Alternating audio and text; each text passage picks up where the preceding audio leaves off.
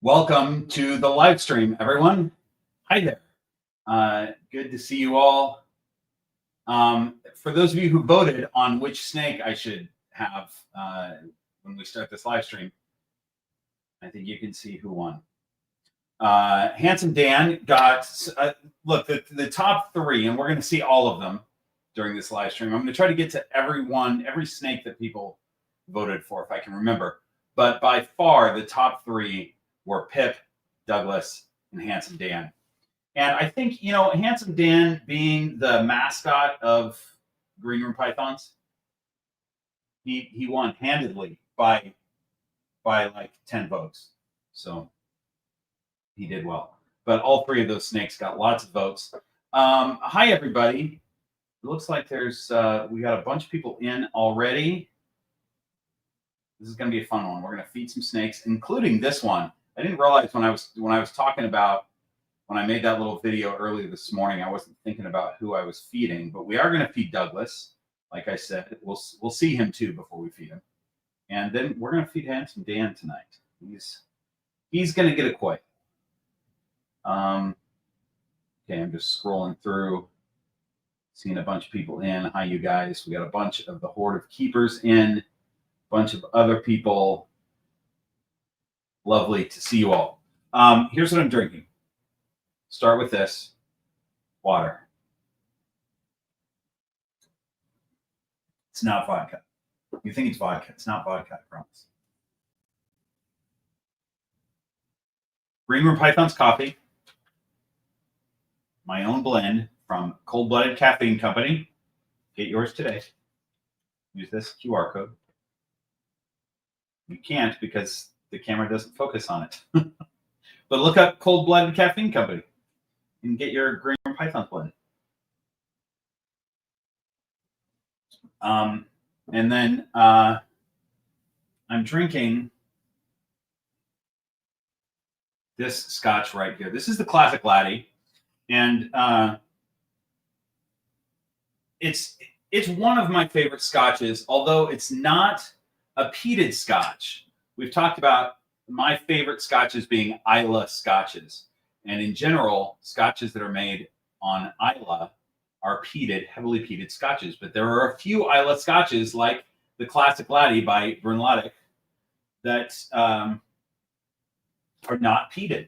So this is a wonderful Scotch for someone who is not looking for a challenging flavor, not looking for that leathery campfire garden soil flavor, and you just want some lovely, like, I mean, the nose is caramel and fruit and brown sugar. It's lovely. And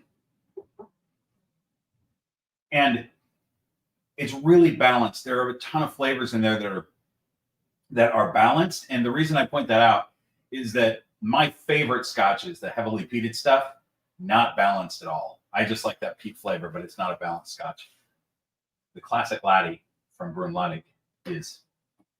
You guys, we have a big surprise. There's a big improvement on the Green Room Pythons live streams that we haven't had. At least last live stream, we didn't have this available.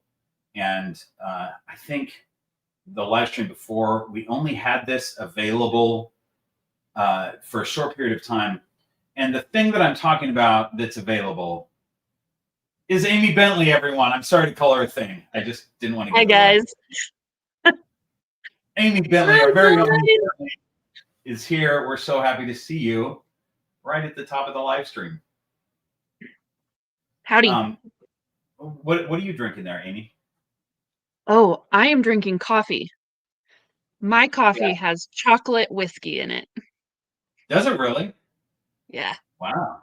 You're saying that the whiskey that you poured in it is chocolate flavored whiskey. Yeah. I came home from work a few weeks ago and there was a box on the counter and it had a bottle of chocolate Crown Royal in it. And I looked at that and I went, gross. Gross. Yeah, me too. Grady comes in the room and he goes, "Hey, I got you a present." And I was like, "Thank you." it seems like it would be really gross. And he goes, I thought that it would be really, really good in your coffee. And I said, I am immediately in. Yeah, You're a genius. You're brilliant. Brady's a smart guy. And He I'm is. not just And saying he that was because he's in right. the chat right now. What's that? He was right. It is incredible. Is It's it very great? good. Well, Yes. if you save me some, I'll try it next time I'm there. I I like the won't. idea. Okay, all right. Well, maybe I need to come quickly then. I Oh, brought look at fish. who do you have, Amy? Who's your little thing? Bagheera. Little The Bagheera. little Bagheera. Tell us about Bagheera. Those who are not in the horde and don't know the situation with Bagheera. So the last time you all would have seen Bagheera would be your birthday live stream. Mm, And true. So people out of the horde do know. That's right. she was the little one that has slits instead of heat pits. She's got like they're like lines instead of little individual pits. Yeah. Um, she's so cute. She is a very confident, adventurous little snake, and she rolls. She's really Yeah. bad at holding on. She's terrible at it. And sometimes when I hold her, she just barrel rolls off my hand. Just bloop. I'm like, oh. So I got to be real careful when I hold her because most of the time I have to catch her. Yeah. So we've been talking about this. When she first emerged, I looked at those heat pits and I went, "Oh, this might be a special needs snake." And then I determined that it wasn't a special needs snake because she acted pretty much normal. But she does some weird stuff. She does this rolling thing. I mean, really, I don't think she is special needs because is there anything that you're doing special for her? I think the only like special needs thing I would do for her is make sure she has a shorter enclosure because if she Oh, climbs and then she rolls and she falls from too okay. high a distance, I don't want her to get hurt. So other than Okay. that though, she eats well. She has not shed or pooped since she's been here. So, but she was on the birthday live stream. We had talked about how uh she was like compacted. We had to like help her get her poop out that week that I came to see you. Right. So Well, I hope she's she so poops cute. soon. Well, she But pooped yeah, like she pooped like 3 times in 3 days after I brought her home. yeah, So, I know, but and not she since. does look like she's got a little bit of sausage butt going on right now. So, she's probably gonna poop on me during this All live right. stream. Well, hopefully it comes out normal because that would be lovely to see. I just want to highlight Yep. Barbara Perry's comment right here. Hi, Amy. Thank you for introducing me to goldfish. My snacking experience has improved immensely. Amy's favorite. You're Uh, very welcome. Goldfish crackers are actually my favorite food group, and I do consider them to be their own food group. well, they're within the fish food group of fish, but the specialty fish for sure. I gotta say, by the way, Amy, when every time you start talking, Handsome Dan looks directly at the screen. He goes Yeah, right, really paying because attention to you. he's like, "Oh man, how do I get into that screen so I can tie her hair in knots again?" That's right. Huh. He's pretty good at that. All right, Amy, thank you for being here. You'll be watching the super chats. We're gonna talk about that in just a second, but I'm gonna pull you off for now, and I'll see you shortly. Bye, Um, guys. okay. Go. Handsome Dan is crazy today. So, for those of you who are new, I will not be able to watch the chat as we're doing the live stream because I've got so much going on. I'm not going to see your questions, things like that. So, for people who want me to see their comment or respond to their question, if you want me to respond to it, super chat it. That will highlight it, and I'll see that. And if I don't see it, if I miss it, Amy will super chat it. I mean, Amy won't super chat it. She'll flag me down and tell me. So,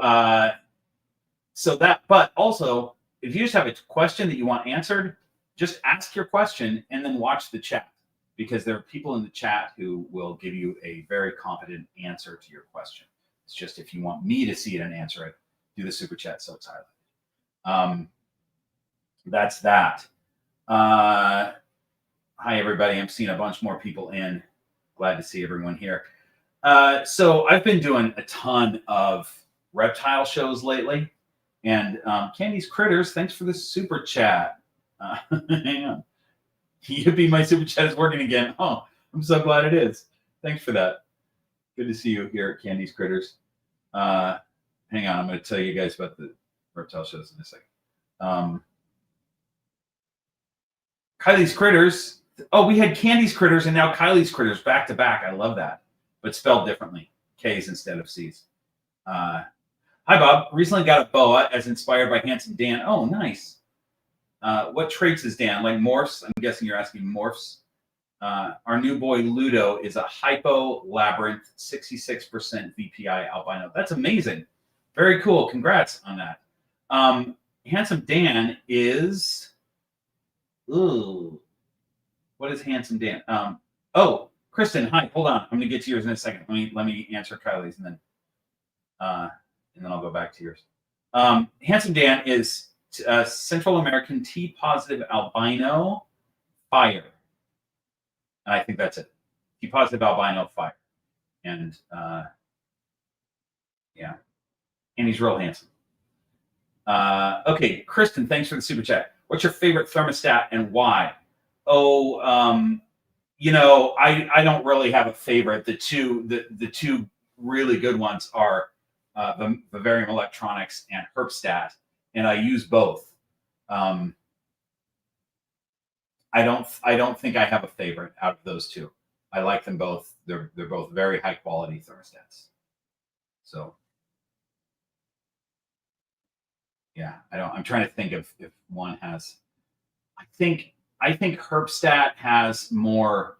Like you can check on it over the web. Like if I'm out of town, I can check on mine. If I have it hooked up to the web, they have that option. I don't ever use that, but Handsome Dan is all over the place right now. I think he's looking for something. What's going on, pal? Would you like to leave?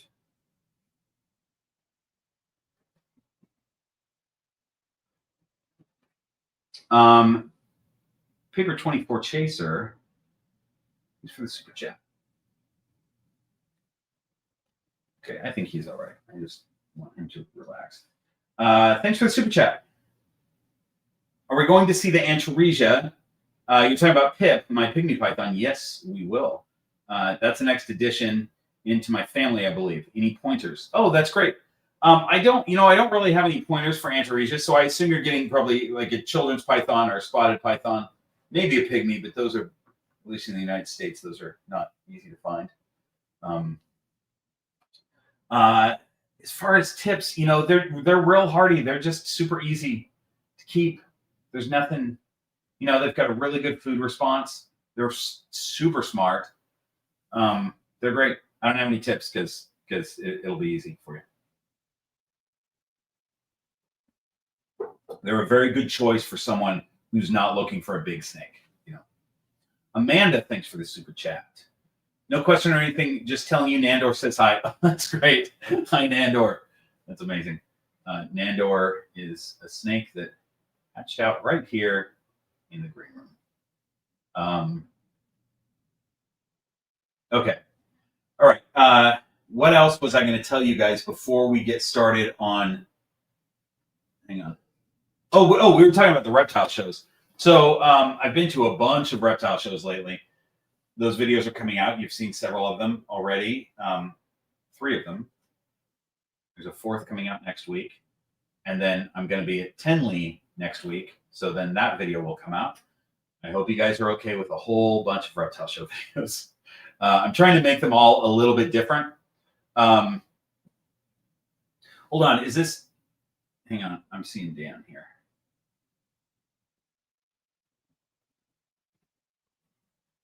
Oh, no. Different Dan. I'm going to tell you about Dan. So hold on. I'll highlight yours because I just saw this and I thought you were Dan Crook. Getting ready to buy an OriginStream ball python, setting up a bioactive enclosure. Oh, that's great. That's great. We're gonna talk about Mista Crooks here in a second. what was I talking about? Reptile shows. We were talking about reptile shows and all the videos that are coming out. Yeah, anyway, I'm looking forward to Tinley. That's all I want to say about that. Tinley's going to be great. If you're going to be at Tinley, I would like to see you. So if you see me at Tinley, come up and say hello. I've got a whole bunch of the horde of keepers that will be in the area coming to a meetup on Friday. We're all going to hang out somewhere. I got to figure out where we're doing that, but it's going to happen, and I'm excited about it. Do you guys see the Green Room Pythons logo that my buddy Willie lasered into that? You can barely see it, but it's there. He made me this. Okay. Erica, thanks for the super chat. Hey, Bob, I just met up with Spencer this weekend, and dude is amazing with morphs. Yeah. He's great. Hope you're doing amazing. Also, handsome Dan. Yeah, Erica, Spencer's pretty great, right? I'm going to see him at Tinley. He's a cool guy. I'll pull out Erica. You probably want to see Tiger Lily, so I will pull her out eventually also.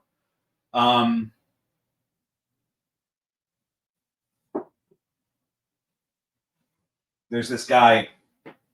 Some of you may follow him. He's Mista Crooks on social media. He does these shorts where he curates the internet and comments on them. He's a Jamaican guy, and he's absolutely hysterical. Really funny dude. His name's Dan Crooks, and he lives in LA. So I messaged him, and I was like, "Hey, man." He does a series called Mina Duties, which is stuff he's not going to do, and then he shows people rock climbing or doing some crazy stuff. And I said, look, and I saw that he's afraid of lizards in a video. I said, look, you're probably afraid of snakes, so this probably falls under the category of Mina Duties, but come over, let me introduce you to some snakes. Let's do a video together. And so we've been talking back and forth about this this week, and he texted me today, and we were chatting about it again, and then I saw Dan Cook, and I thought it was the other Dan Crook. Or Crooks. Damien, thanks for the super chat. Oops, I'm late. Will we be seeing the carpets today? Maybe. Hey, pal. Maybe we'll see the carpets today. I think, Koa just had a bigger meal than he probably should have had a couple days ago. And so we'll see how he's doing at digesting that. And but Bella's probably available. Just make sure I didn't miss anything. So the point is that if I can get Dan Crooks in here for an episode of introducing people to snakes who are afraid of snakes, it's going to be a really fun episode because he's hilarious. And I think he's genuinely afraid of snakes and lizards, all kinds of reptiles. And so I'm really trying to get him in here. Let's all cross our fingers. James, thanks for the super chat. Have a het pied male. What do I breed him with for a possibility of piebald? You would breed him with a het pied female or a pied female. You need 2 copies of that gene, and your snake has 1 copy. So if you paired your snake to a female that was het pied, 25% of the babies, the odds are that 25% of the babies would be pied. But actually what the odds are is that every egg has a 25% chance of being visual pied. If you got a visual pied female and you bred your het pied to visual pied, then every egg has a 50% chance of being pied. That is how that works. Hog Stricters, David, good to see you, man. Always love the lives, Bob. Snake requests for sometime tonight. My favorite girl, Maya, and Dodger, the false water cobra. And like everybody. Amy, I'm putting you on stage for this one. What are the chances that Dodger, the false water cobra, could make a appearance tonight? The chances are good. Dodger's very vocal when Dodger does not. Well, I wouldn't say vocal. Dodger is very obvious when Dodger does not want to leave her enclosure. Okay. So Hopefully, I what did he would give bring you back? Dodger out. She's not like she is available as far as I'm aware. I She's not love like that. shedding I or love that anything. we're getting requests for your snakes. That's great. All right, so possibly later, but Maya, I think is a good possibility too, David. So all right, bye, Amy. Thanks. All right, thanks for that, David. We got a bunch of snakes to show. I should put Handsome Dan back so I can start showing these snakes. But Amy Olson, thanks for the super chat. How is Carol doing in her new home? Let's see. Hold on. I'll show you Carol right now. Carol is, hang on. Oh, I'm yelling, but I realize my microphone is actually on me. I don't need to yell. Sorry, guys. Let's just see if we can. Oh, man, I got to clean her cage. You know, spiders poop. This is not something that you think much about. Carol lives here. She lives here. Let me see if I can find her. Oh, I know where she is. She's under this chair. She is. Oh, man, can we get it to zoom? There she is. Or not zoom, but focus is what the word that I'm trying to say. See her under the chair there?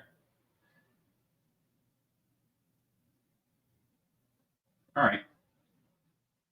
Sorry, it's not a great look at Carol, but that's where she is.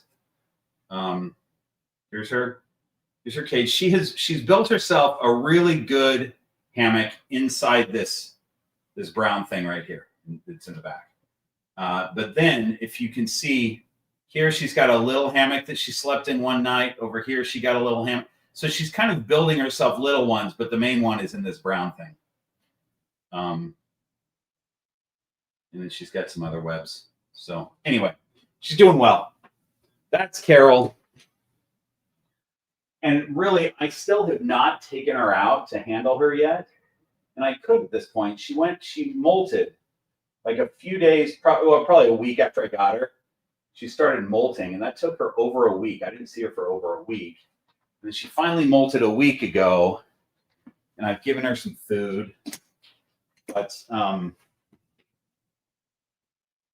I haven't really taken her out yet. I'm a little bit nervous too because I don't want her to jump away.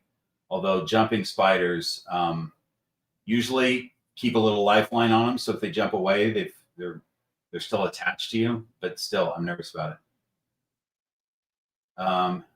Andrew, thanks for the super chat. What would your choice be for a 36 by 24 by 18 setup? You know what my choice would be, Andrew, and I really hope that you live somewhere in Southern California near me, because my choice would be 5 millipedes in a cage that size. You guys, I have 5 millipedes. Who wants them? Somebody come take these millipedes, because I don't have a cage that's appropriate for them. I'm going to put Handsome Dan back. Tell you what, I'll show you.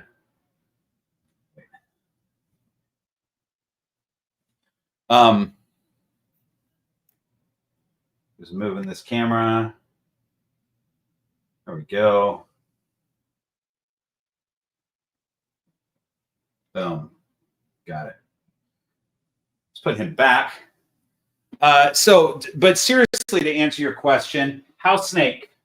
I'd put a house snake in a cage like that. Oh my gosh, you guys. A gnat just flew into my throat.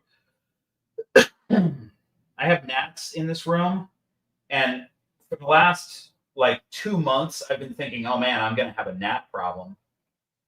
Like where all of a sudden they're a problem. But they haven't really swarmed. What's happening right now is the biggest problem I've had so far with gnats. I just see one or two occasionally. They're usually in cages. Hang on. They're usually in cages, and I just see one, and I'm like, oh man, there's gonna be a gnat hatching, but it hasn't happened yet. I've got a way to handle it if it does. But generally, I don't mind it unless I breathe one in. That's the biggest problem. Okay, let me close his cage. He'll get settled, and then he'll get some food. little bit later. We will do that on camera.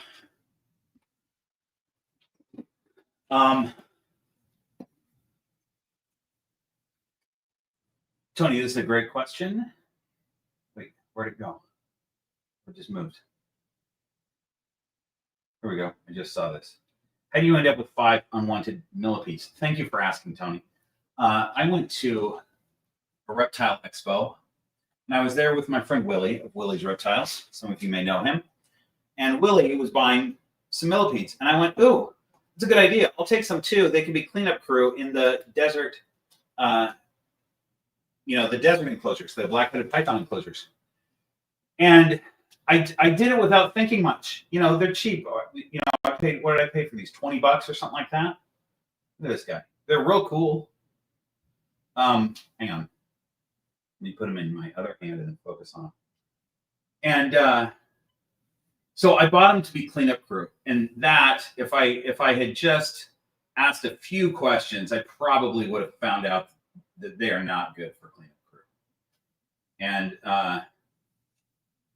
And the main reason is that they're too big and they bother the snake. I put them in with Maya, and all of a sudden they're crawling on her, and she's like trying to bump them off and everything.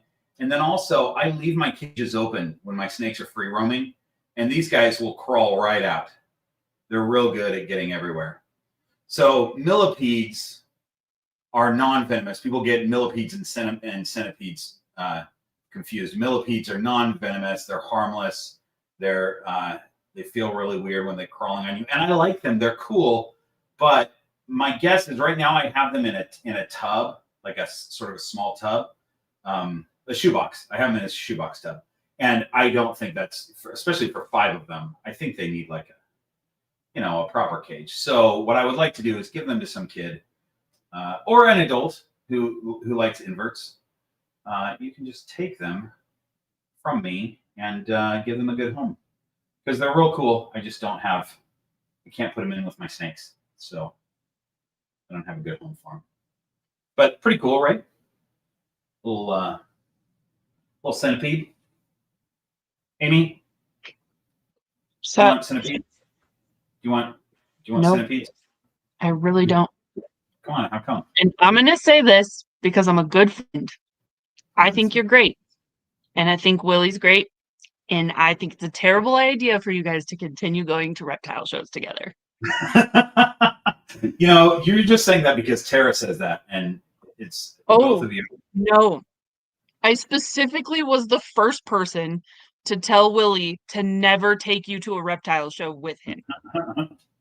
Because you are a bad influence.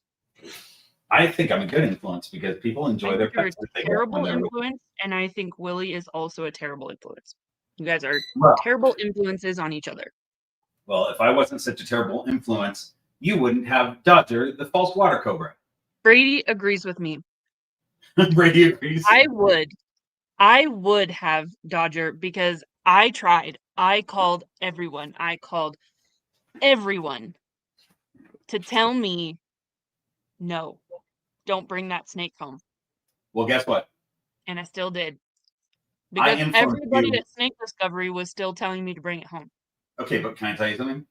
I literally influenced you to come to Snake Discovery with me. You would not have Dodger.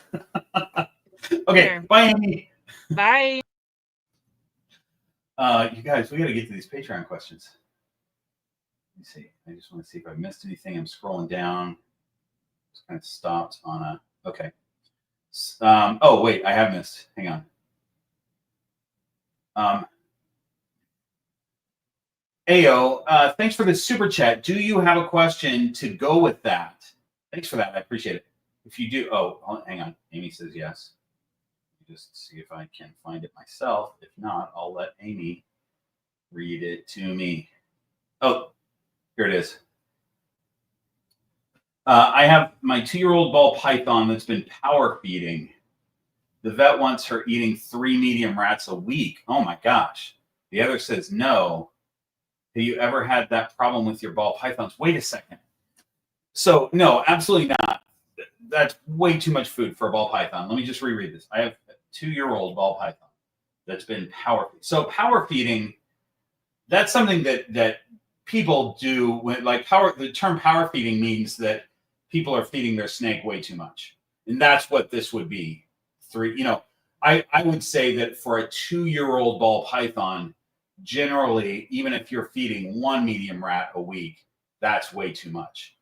If you have a female ball python, do we say if it's a male or female? No. If you have a female ball python, especially if they're breeding, they can get up to medium rats. And then once they're at medium rats, you would go once every 2 weeks for them. One medium rat every 2 weeks. If you're breeding that snake, I'm guessing you're not, but if you were breeding that snake, then right before breeding season, you would bump them up to 1 a week. You would start giving them some extra meals and pushing it.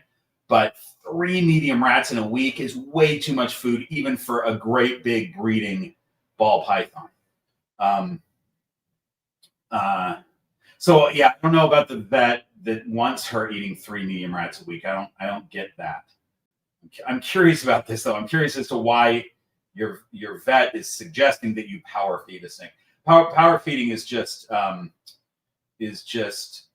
term for when people are trying to make their snake get huge, and so they just start feeding it like crazy, because snakes will eat whatever you give them, pretty much. I mean, with the exception of picky ball pythons or ball pythons being off food. If they're eating, they'll eat whenever you feed them. So you can power feed a snake, but it's really unhealthy for them. So I'm curious about that situation though. Crisis Corpse, thanks for the super chat.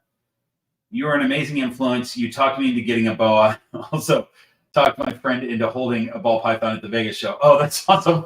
That's great. That's right. I did. I'm so glad that she held that ball python too. But, I mean, I don't know who else is in your house that may not appreciate the fact that you got a boa. And then they might think that I'm a bad influence. So it's all perspective, I guess, Crisis. Okay, so let's get to this.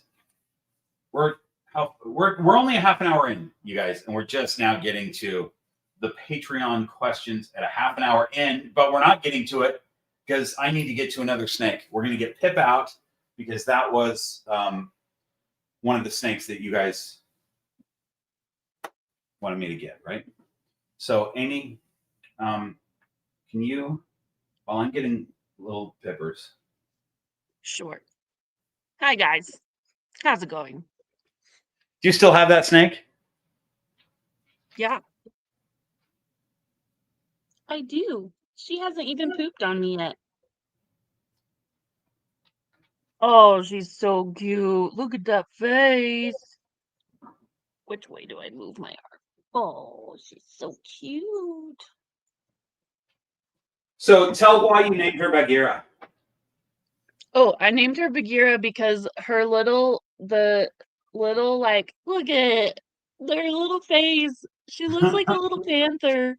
She looks like a little cat. So I named her Bagheera after she my looks like a cat. favorite panther. She's so cute. Hi, baby. That's great. I love this snake very much. She very quickly became like a fan favorite around my house. My niece, like all my nieces and nephews, are obsessed, but especially my little snake lover niece, because I only have one that is like super excited about my snakes. With all of my nieces and nephews, I've only got like one, and so that's Nova. Shout out Nova if you're watching. I love you, girl. I promise I'll get you over here to play with snakes soon. And yeah, the second I brought Bagheera home, Nova was smitten, but so was everybody else. She's real cute. Yeah, everybody likes Bagheera. All right, I'm pulling you off because I have. You have a super cat. Okay, I'll grab it. Oh, let's get Neon. Sorry for the darkness, you guys. There's Pipperoo. Look at this. Look at this young lady. She is growing. She is getting to her adult size. Look at that snake. That is the smallest python in the world. Ayo with more info on this. It's a female. I guess she doesn't want her to go off food again. She she constantly wants to eat, but I only do one medium every 10 days. That's great. One medium every 10 days is great. Going off food is fine, but a good way to, I mean, I'll qualify that in a second, what I just said, but a good way to get a snake to go off food is to power feed them, a ball python at least, because a lot of times I think ball pythons take breaks from food because they've just had enough. You know, they've been fed regularly and they're like, okay, that's enough for a while. So that happens, I think, a lot of times with ball pythons when people are trying to get them up to weight so they can breed them. They're real excited about breeding their snakes. They're feeding them. And eventually the ball python goes, no, thanks. I'm done for like 3 months or 4 months or whatever, you know? So that a vet saying 3 mediums in a week does not know what they're talking about. I would not go to that vet for anything snake related. That is crazy pants. Yeah, medium rat every 10 days for a female. It's great. That's great. So Pip, I'll tell you guys, one of the snakes, you know, for those of you who've been watching my reptile show videos, I'm saying that I'm looking for three snakes at these reptile shows. I'll tell you what one of them is that I'm looking for. A male pygmy python, because I do want to breed Pip, and pygmy pythons are tough to come by. So I have been pretty much 99% sure that I'm not going to find a pygmy python at any of these shows, but I might find one at Tinley. Crossing the fingers, because we want to have a pair of these pygmy pythons, because there's not enough people breeding them. They're tricky. Okay, here we go. We got questions from Patreon. I always have Patreon submit questions beforehand when we're doing a live stream, and that is, I read them off the clipboard here. So, Corey says, I'm getting a new leopard pied pet albino male ball python soon. What are some good names? I've been thinking about Faramir to go with my current girl, Iowan. Faramir and Iowan, okay? Because, or Eowyn, the Eowyn and Faramir? Because Lord of the Rings. But nothing is set in stone, and I'd be honored to have the Great Bob come up with a name. Boy, I don't know if the Great Bob is an appropriate title for me, but I appreciate it. You know, I know that once you posted this, the Horde came up with some good names. And I think some of them were Lord of the Rings inspired. I tell you what, the first name that comes to mind, Adrian Pimento. Now, that is not Lord of the Rings inspired, but it is Brooklyn Nine-Nine inspired. So my suggestion for a name is Adrian Pimento. Hope you use it. Such the opposite direction of Lord of the Rings inspired names. And that's why it makes me laugh. Also, what a great character that is. Brooklyn Nine-Nine fans, how great is Adrian Pimento? All right.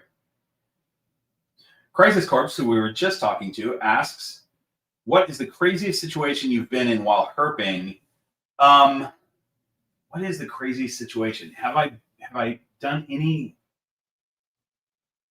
I don't think I've been in any crazy situations that weren't on camera. And the scariest thing that's ever happened, well, there were two. Well, that wasn't herping. And you know what? The bat thing wasn't herping either. I was going to say the crossing that bridge to go into the bat caves in Dominica, but we weren't herping. That wasn't herping. So I'm going to say when I was in high school at night in my Toyota pickup truck, my probably 1981 maybe Toyota pickup truck, or probably older than that. It was probably in 1979. I mean, it was an old truck at the time. In the middle of the Mojave Desert, in the middle of the night, looking for rattlesnakes, not because I was looking for rattlesnakes, but because I had to walk back to the house. And there were rattlesnakes in the, all over the place. Rattlesnakes all over the place. Now when I go to the Mojave Desert to look for them, I can't find any. They're still all over. I just can't find any. But I found a lot that night. Okay, hang on. I know there's a few super chats. I just want to make sure. Okay. Here we go. Let me catch up on super chats. Candy's Critters, thanks for the super chat. Did you have a question?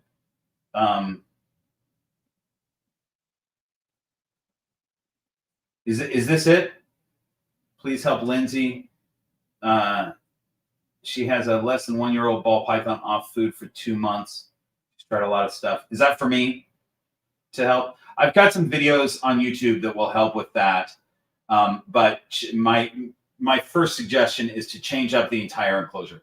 Put her in a smaller enclosure. Put her in a tub, like a small tub for now. Make sure it has tons of clutter, tons of hides. Leave that snake alone for a week, and then offer a live mouse. That's your best way of getting that snake to take some food. Live hopper mouse. Don't make it a pinky. It needs to have hair. Live hopper mouse, but have that snake in a small enclosure for 1 week first. It can be a tub. Just get a tub at the hardware store with locking lid. Jenna McKeegan, good to see you. Thanks for the super chat. Bob's not a bad influence. Thank you. When I started watching, we had 2 snakes. Now we have 20. I won't say it's Bob's fault, but we have carpets, a super dwarf retic, and Willie might have influenced the new bull snake and other colubrids. That's awesome, Jenna. I love hearing that. I'm going to see you in Chicago. I'll see you at the Horde of Keepers event. Yeah, and Jenna has created a really cool reptile room for herself also. It's pretty cool. Not for herself, but for her reptiles. Mystic Pets, thanks for the super chat. Pip looks like my baby Colombian rainbow boa. Yeah, she does kind of look like a rainbow boa a little bit. Just the pattern, She does not have nearly the iridescence, but you're right. She does kind of look like a baby rainbow. I'm gonna put her back here in a minute. And but you guys, let's just take a look at. Do you guys remember when I first got Pip and she was 9 grams? Look at this. She's like 53 grams now. Last time I weighed her. Look at that snake. She's like 15 inches long, probably. I mean, she's a big girl. For being a pygmy. Hang on. There we go. For being a pygmy, she's trying to move and she can't because she's stuck on my hand. It's like a Chinese finger trap. The more she tries to move, the more she just squeezes my hand. Can I help you, lady? Yeah. Okay. There you go. Anyway. She's huge. She's huge. All right, scrolling. Caitlin, thanks for the super chat. I think I sort of just answered it, though. I'm sure you asked it long before I answered it. She is, she's getting there. She's not fully grown. I mean, snakes are never fully grown, right? Because they grow their entire lives. But their first 3 to 4 years is the max growth of most snakes. And I think with pygmy pythons, it's probably three years, And I don't think she's 3 years old yet. But she's got a bit of growing to do. But she's getting there. I would say she's not. I don't think she's breeding size right now. But I'm also. This is my first and only pygmy python. I'm not an expert in pygmy pythons. So I'm just kind of learning as she grows. I'm giving her appropriately sized meals, and I'm feeding her weekly. And we'll see what she does. She's pretty great. I'm excited to produce pygmy pythons because I would love to provide them to people who want them as pets. They are there's not enough of them. So okay, here we go. Superman86 says, how many of your new hatchlings do you plan on making available for purchase, and possibly which ones? Oh, we can talk about that. Let me put Pip back, and then we'll talk about that. Hang on a second. I'm just going to drop her back because I can show you some of the babies. I've got some new babies, you guys. And so this question is really for the horde because I only sell to my Patreon supporters. But I can talk about who I might be holding back. And I'll show off them. So hang on a second. There was that, and then there was something else that I was going to talk to you guys about. I forgot what it was. Oh, I know what it is. We're almost at 100,000 subscribers, and I made a little short video recently asking for suggestions on what we should do for the 100,000. And a lot of the suggestions are like do a 24-hour live stream. A lot of them were two things.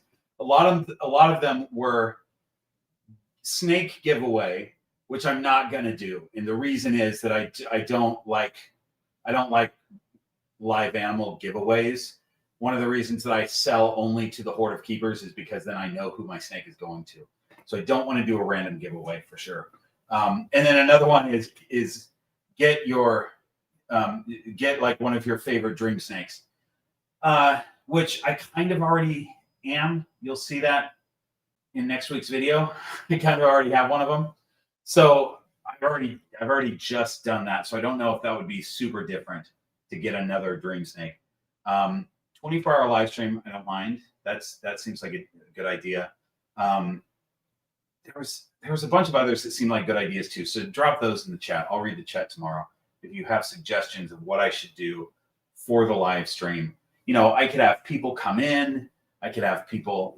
I mean, yeah, we'll see. All right. What was I just going to do? Oh, babies. So let me just show you what I got here. This is so all these babies. Here's the one that didn't get, that only is a hat. This is a triple hat pastel. Look how pretty just pastel is. I mean, pastel gets kind of a bad rap. But look how pretty this little snake is. This is a little boy, and he's just pastel, but he is triple het clown pie axanthic. I guess we'd say axanthic clown pie. Triple het with pastel, super pretty guy. He will be available. And then I have three. I'm not going to show you all three of these.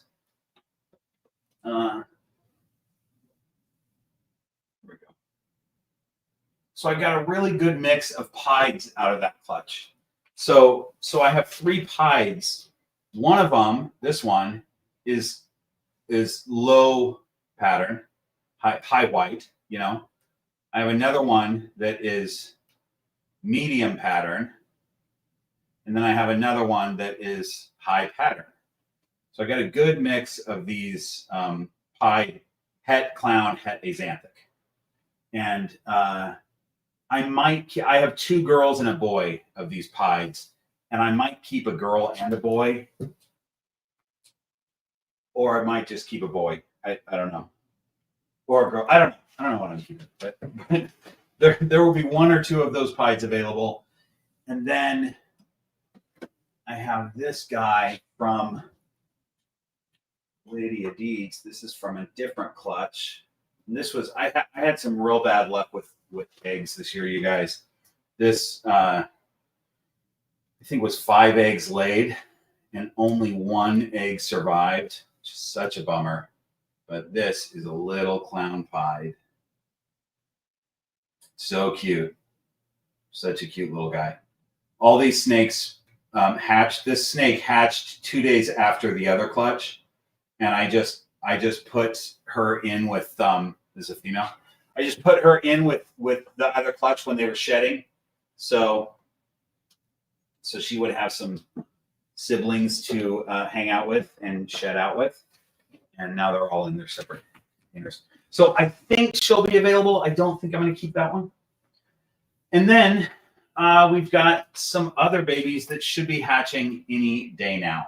I checked on them today, and they're not hatching yet. But those will be Tiger Lily's babies, and those should be maybe super asphalt combos. I mean, hopefully we have a super asphalt, but they'll also have tons of other genes because Tiger Lily has what, a combo of 78 morphs. That might be an exaggeration. I think she's six genes, and the dad is 3. So anyway, so some of those will be available too. So there's a small handful right now. Then we got Freya sitting on a clutch of eggs. It's a big pile. I don't know how many. I'm guessing 8 or so. She's sitting on some. Those will be hatching in a couple weeks. So we got some stuff. We got some stuff. Those will be calico bananas, by the way, and those will probably all be available. Because I know that there are some folks in the horde that are looking for bananas, and I know everybody loves Freya's calico, so we wanted to combine the inspector and Freya. So those babies will be available.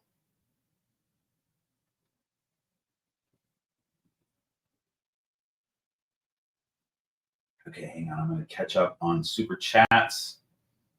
I think there are. Okay.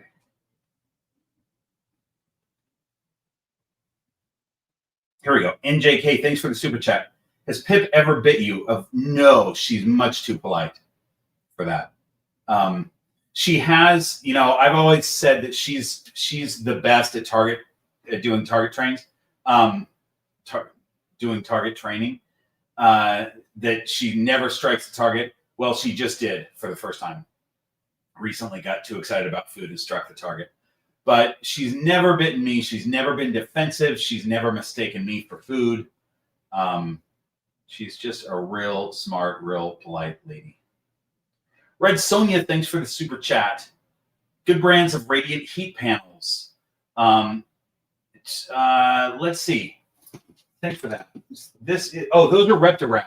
So I only have experience, as far as I know, with one brand of heat panel, and that's Reptile. It's what Black Box Cages uses in theirs. I don't buy them separately. They just come installed already. But I believe Reptile is a brand that you can just buy on Amazon. And I've never had a problem with them, so I would say they're a good brand. But I also don't have others to compare them with. So, Azara, I love this idea, raffle to go herping in Southern California. I love that. You know what? Maybe we'll do... we're going to do a Southern California Horde of Keepers herping trip anyway. But maybe we could do something. The only problem that I see with that is it excludes anybody who's not in Southern California or can't get to Southern California, which is most of the people. But I do like the idea. Maybe we'll do something. David, thanks for the super chat. Kent for sure needs to appear at the 100K live stream. Yeah, for sure. If we do a live stream, Kent will be involved. Absolutely. Because people ask for it all the time, and Kent is never here for the live streams. He's always clocked out way early and gone. So, Jenna, thanks for the super chat. Is the inspector a male maker or female maker? He's a male maker. He's a male maker. And just because the snake is easy to grab right now and the inspector is not, I'll show you a male that he made. Max. Here's Max. Max is a father as of this year, so the inspector's a grandfather. Look at that guy. How cool is he, right? So because he's the inspector's son, he is also a male banana. That is, for those who don't know, what we're talking about is the banana gene is very weird in that it attaches itself to the sex chromosome. And you end up, without explaining the whole thing, basically you end up with a snake that, if they're a male maker, that means that with a few exceptions, what ends up happening is that every male in the clutch ends up being banana, and any non-banana is a female. And then for the female makers, they actually can make both. But if they make a male, if the female makers make a male, that male becomes a female maker. Am I right about that? I'm confusing myself in my brain. Don't listen to what I just said. Oh, hi, Clint is here, guys, from Black Box. Clint, you've probably been here for a long time. But, oh, wait. Let me see. Wilbanks are rebranded Reptile. Oh, that makes sense. Wilbanks puts out a lot of products, and but they're not making their, Wilbanks is a big breeder of snakes. They do some really cool stuff, but they have a lot of products that are rebrands, except for they have these massive incubators that I think they designed and are having built.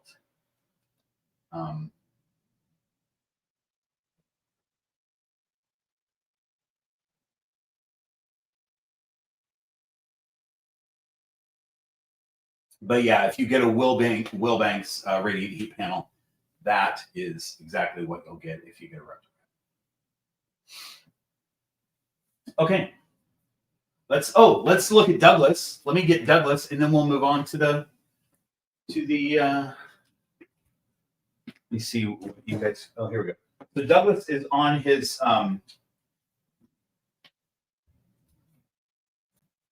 he's on his cliff right now. The cliff is attached to the door. So if I open the door, it tips him sideways. Hi, bud.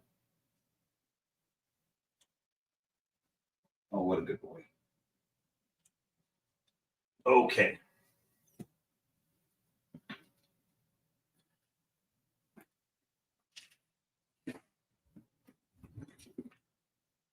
Douglas, ladies and gentlemen, very, very popular snake here.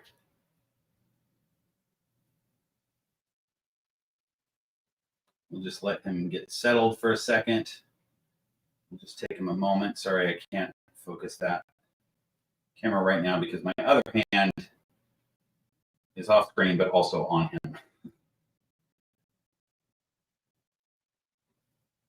There we go. Look at this guy. You know what? I love, aside from Douglas's personality, I love his colors and his patterning because a lot of this clutch was lighter. He's kind of darker than a lot of his siblings, I think. And he's got really pronounced patterning. And then his, all scrub pythons have crazy iridescence, but also this yellow. I don't think this is unique to him. I think this is Southern scrubs have this yellow on their side and their belly. But I love those yellow stripes. Not sure if that, I mean, look at that colors when it focuses. He's just super pretty. I'm not sure if that yellow goes away as he ages. My guess is that it will. I don't think that'll last, but it'd be really cool if he keeps it. But what a beauty snake, right? I mean, at first glance, you might go, oh, that's just a brown snake. But it's really not. Okay. All right. We all love Douglas and his giant cartoon eyes. So cool.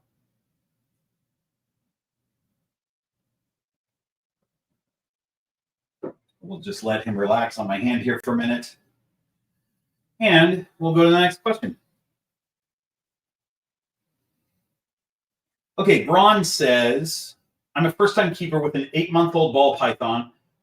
I want to get him used to handling and comfortable, but he stays in his hide often and frequently seems uncomfortable when I handle him. Should I be taking him out of his hide for regular interaction, or should I wait to only handle him when he comes to me himself? I would say a combination of those two. So you don't want to be ripping him out of his hide, especially if he's uncomfortable with you. You don't want to be ripping him out of his hide all the time.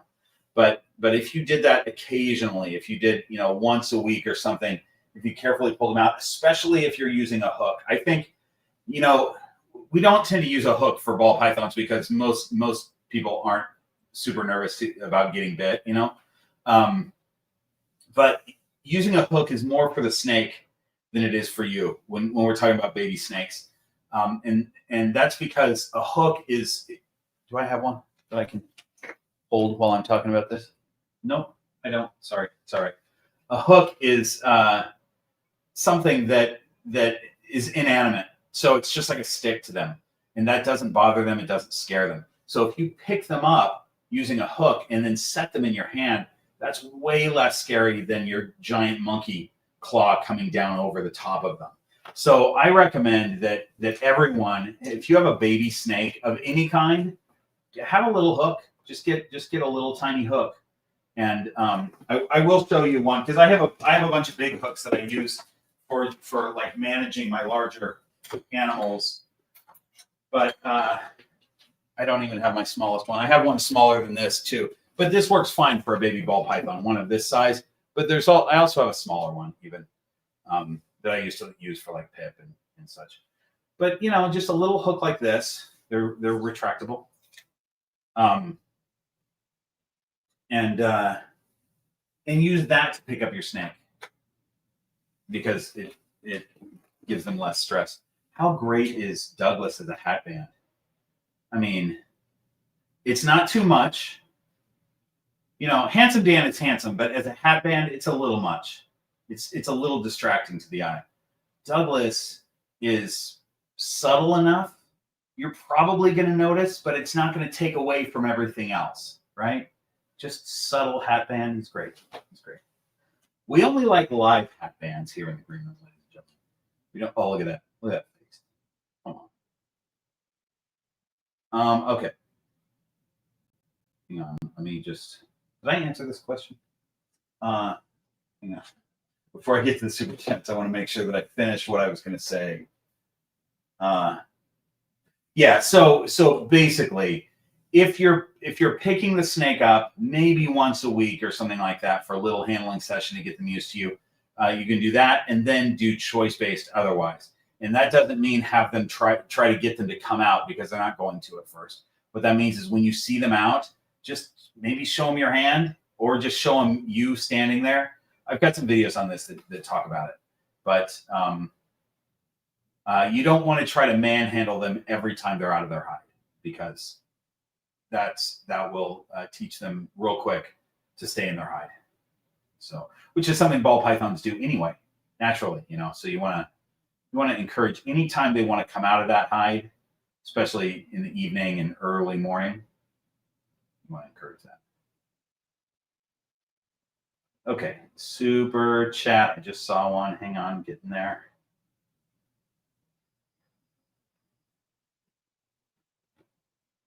Mr. Ernest, thanks for the super chat. My milk snake brings all the boys to the yard. I wish that's what you said, but it's not. My milk snake yearling runs into her dirt, bioactive, as soon as I approach the enclosure. Any ideas on how to socialize her? Oh, same thing. So that snake is trying to hide in the dirt, just like wanting to burrow. And same thing. It's, you know, different species are different, and I've never kept a milk snake before. But I would say that my house snake, Dr. Harry Vanderspiegel, doesn't try to bury himself in the dirt, but he does take off when he sees me. And so he comes out as soon as his lights turn off. But if I get too close to his cage, he goes running. So I haven't done much of a concerted effort to try to socialize him, though. You know, I do pick him up with a hook usually when I'm going to handle him. But yeah, it would just take some time. Basically, same techniques as I talk about in the ball python videos. You know, let that snake see you. Let them know that you're not a threat. That you're not always going to be grabbing them. Stuff like that. Use a hook to pick them up. You know, and then hopefully they will start to relax. Crisis, thanks for the super chat. 100K, get a blood python. I know you want me to get a blood python. I'm telling you, prices. I'm not going to go blood python.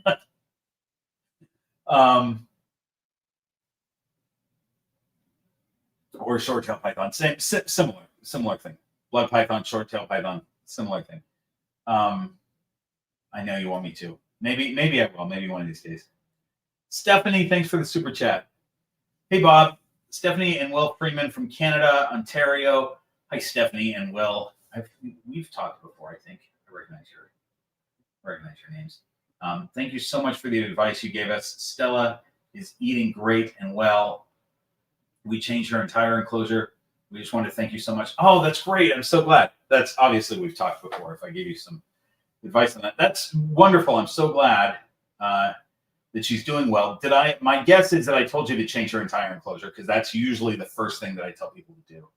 And if that's what worked, I'm so glad. That is a trick that that works pretty well for most snakes.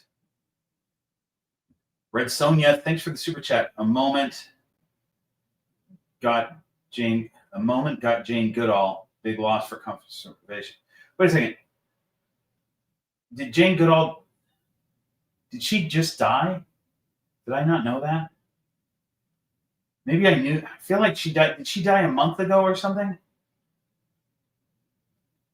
I don't remember. Somebody tell me about this. Is this something that just happened? Like recently? I'm really curious about this. I feel like I saw that she had died, but I saw it while I was doing a bunch of other stuff, and so it didn't settle in. Yeah, what a great force for conservation she was, though. You know. Ghost, thanks for the super chat. My vote goes to a basin at 100,000 subs. I know. Look, I would love a basin. I'm not going to get a basin. I would love a emerald tree boa. If I'm buying it, it's going to be a northern. But what I would like you guys to do is pool your money. Get me a basin. Actually, if you're pooling your money, get me a oh, I can't think of words now.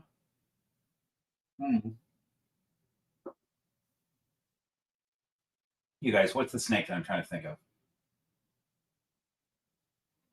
Somebody put it in the chat. And I'm going to shout it out when I say it. Yeah.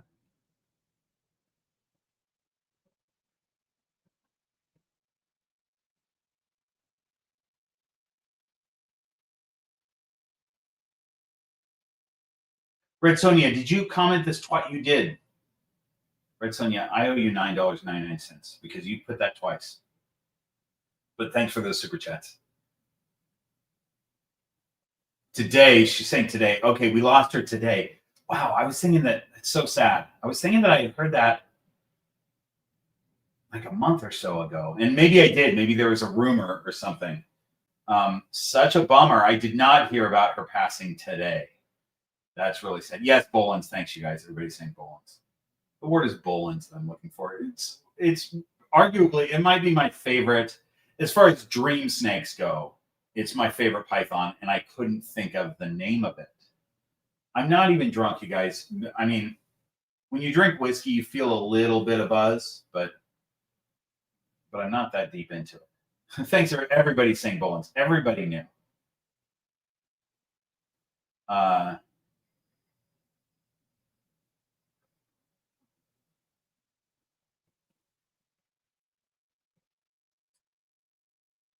So here we go. Yeah, so my point is, can everybody just pool their money and get me a Bolins? And then if there's an extra like $6,000 left over after that, then a basin. I'm kidding. Nobody pool your money. I don't want anyone buying these snakes. But if I won the lottery, Bolins and a basin is what I would get. However, I don't think that the northern emerald tree boas deserve the reputation that they have. They're a lot cheaper than a basin, by the way. So a captive bred basin, you know, you see them for $10,000, but you can get them for $6,000. But a captive bred northern, I haven't looked at the prices lately. Somebody tell me if you know, but I'm going to guess $1,400, 12 to 1400 for a captive bred northern. Am I in the ballpark there? It's quite a bit less than a basin. They look very similar. Basins are a little bit bigger, but northerns have a reputation for being not very polite. And basins have a reputation for actually being polite. I think basins deserve that because we've seen it time and time again. I think the northerns have a undeserved reputation. I've worked with them in the wild. I've never kept one, but I've worked with probably 20 plus in the wild. I've never been bit by one. I've been struck at, to be fair. I've been struck at. But once they realize that I'm not a predator, they stop trying to strike. Okay. Well, Douglas tries to get up onto my hat again. He's stuck on my arm, though. So I'm going to help him and read the next question. I will then check for super chats because maybe I've missed one, but I haven't looked lately. Hang on, where are we at here? Oh, Brianna. Brianna's in the chat. But here is her Patreon question. Are you still as detailed in your care of tracking as you were when you were writing it in notebooks, like water changes, handling notes, etc.? Or do you just tend to track meals and bigger events now that much of their care is habit? Yeah, I don't track. I definitely don't track water changes. I only track behavior stuff if it's concerning, because I want to know what date a snake did something weird. But generally, I'm not tracking stuff because I know what I remember. I know what I remember, and I know what I don't remember. I definitely don't remember when I fed the snake last. So that is the main thing that I track. I'll tell you, I track some stuff that I don't need to track at all, that I will never use probably, but I still track it. I still put down whenever a snake sheds because I think it's interesting, I guess, but I'll never use it really. Like, it's not necessary. I do track for new snakes. I track when they poop. And if I think a snake might be having a medical problem or an issue of some sort, I'll track when they poop. So that's pretty rare that I have a snake that has an issue. But, I'm only tracking that stuff if I feel like I should keep it in mind, But yeah, feeding is the main thing. I need to know when I last fed a snake, what it was, especially the snakes that I give different types of meals to. Black-headed pythons get all kinds of stuff. So I want to know what their last several meals were, and that helps me determine what I'm going to feed them next. That's really cool stuff to be able to look at. How great is this little scrub python, you guys? Come on. Just love that guy. Okay, let me just... All right, I see that I just want to see if I missed any others before. Okay. Hang on. Super chat down here. Here we go. Mr. Ernest, thanks for your super chat. Several months ago, captive bred basin, 8,000, northern, 4,000. Wow, that seems like a lot for a northern. Hence my jungle. He was cuter anyway. Yeah, jungle carpet python is a lot cheaper. Wow, I wonder if there was a morph on that northern or something, because that seems way high. Somebody tell me. Yeah, Ghost is even saying that 4,000 for a northern is crazy. It seems like it. There must have been something going on with that snake. Crisis. Here's for the Boland's Fund. Also, Amy has something for us. Oh, Amy, do you have something for us? Wait, hang on. Sorry. Wait. I have been trying to flag you down for almost 15 minutes. Amy, I'm so sorry. I've been distracted. Hi, even waved what do you got there, Amy? Hang on. Who do you have there? It's Dodger. She's all sorts of tangled in my hair, but I love that snake. You guys, how great is this false water cobra? So cool. Is that why you were trying to flag me down, is to show us Dodger? Yes.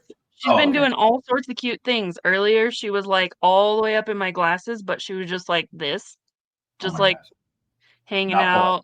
She was like up here on my head, just like watching the camera earlier. And I've I shined my flashlight at you. I was doing all sorts of signature dances. I Look at texted this. you. You just Joe been Steven, straight ignoring me. Joe Steven super chatted. Amy I'm has like, Dodger hat. We all want to see. I said in the chat room a couple minutes ago, I'm like, hey, Dodger's here. And then everybody's like, Dodger. And I was like, sorry, guys. I've been trying to flag him down for like a long time. I'm so sorry. I haven't been paying attention. Dodger's amazing, though. And I love seeing her.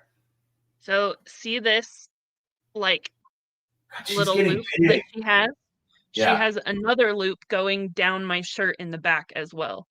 She hasn't gotten very like thick, but she's been getting so long, and she's just starting to get like some good thickness on her. She's about as big around as like a little bigger than like a quarter, but not quite as big as like a silver dollar.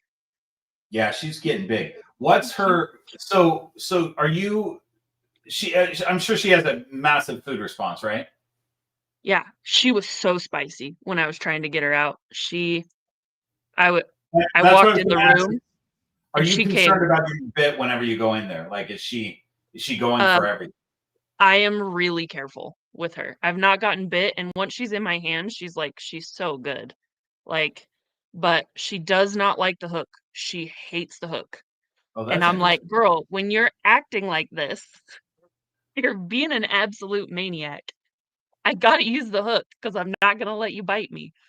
So the maniac is that she thinks she's getting fed. Is that right? Yeah, but she's really well target trained. She's Yeah. super good at doing all the target stuff, but yeah, she is spicy sometimes. She bluff strikes the glass a lot Oh, when really? she So thinks she she's does. getting That is a fed. defensive. So she's defensive too when Oh, she's are in her you cage. finding? Look, she's got her face in my pocket. It's so funny. Uh, yeah. So she's a sweet girl and I like her. It was like maximum effort to get her out of her enclosure though. I told you she's pretty serious about it when she doesn't want to come out, and she when I came in, she kind of came up to the glass really fast, but she didn't like strike at it or anything. And I was like, you're not getting fed. So I grabbed the hook and I was just kind of like rubbing her with it, trying to get her to calm down, and she bit it twice. Oh my gosh.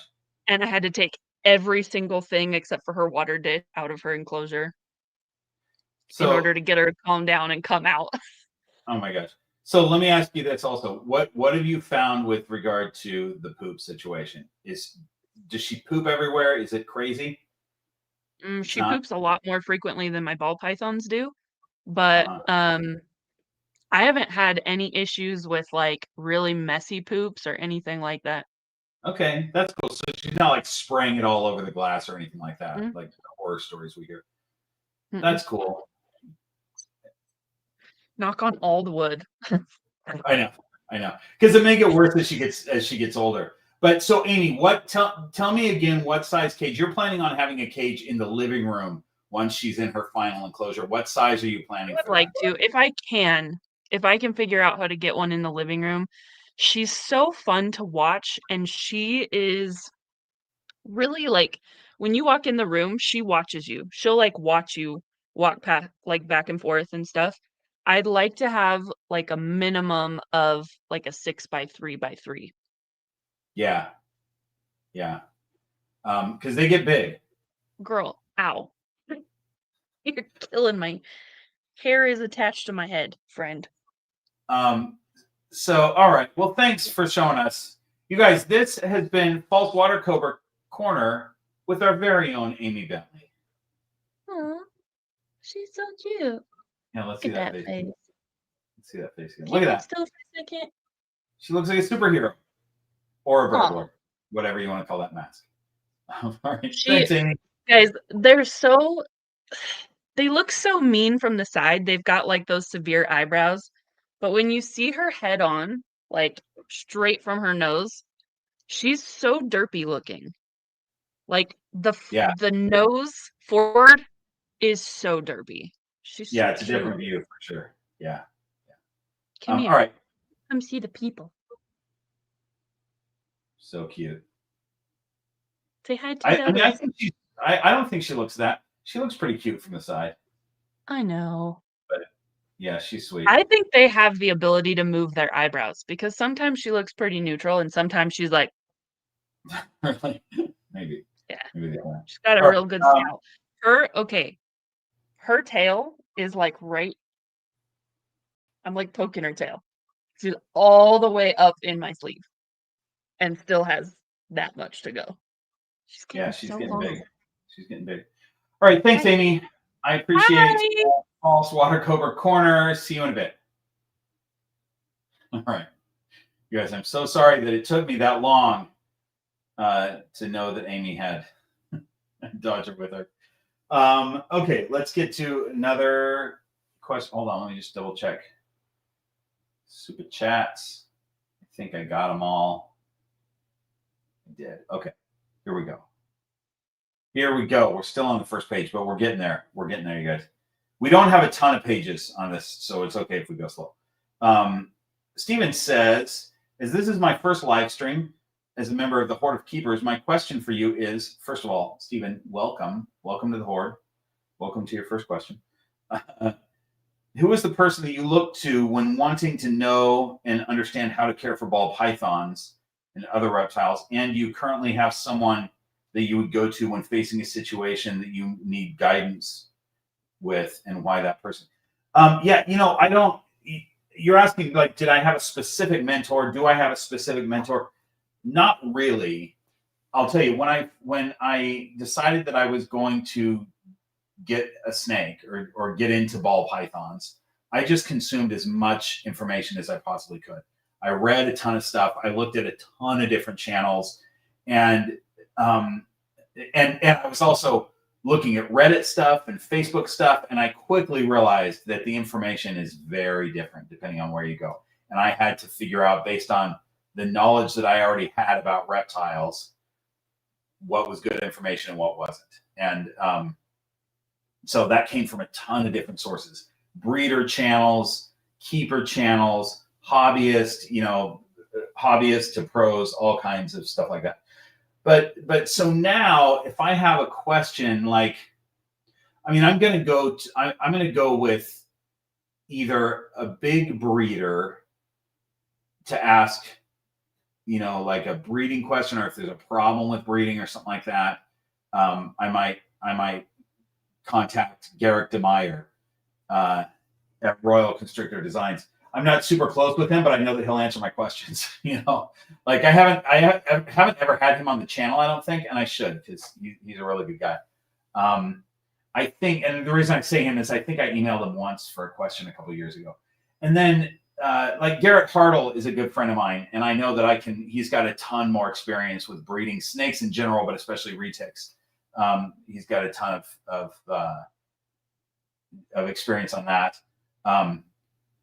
If I have, sometimes Dave Kaufman, I ask about species stuff all the time. Dave is an encyclopedia of reptile knowledge as far as what am I holding here? What species is this? So yeah, I feel like I know enough people that when I'm in the situation, I've got someone that I can ask. Yeah. That's a good question. What just happened here? Okay. Let's put Douglas back. We're gonna feed Douglas. We'll get somebody else.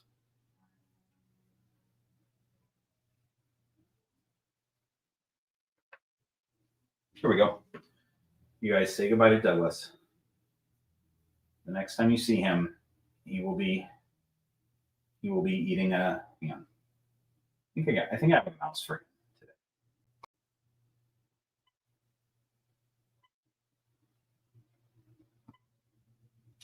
There we go. We got a little focus on him. All right. So we got a mouse for him for a little bit later. Here you go, bud. I really love when I open a cage and see isopod scurrying, because that's kind of, for me, that's kind of the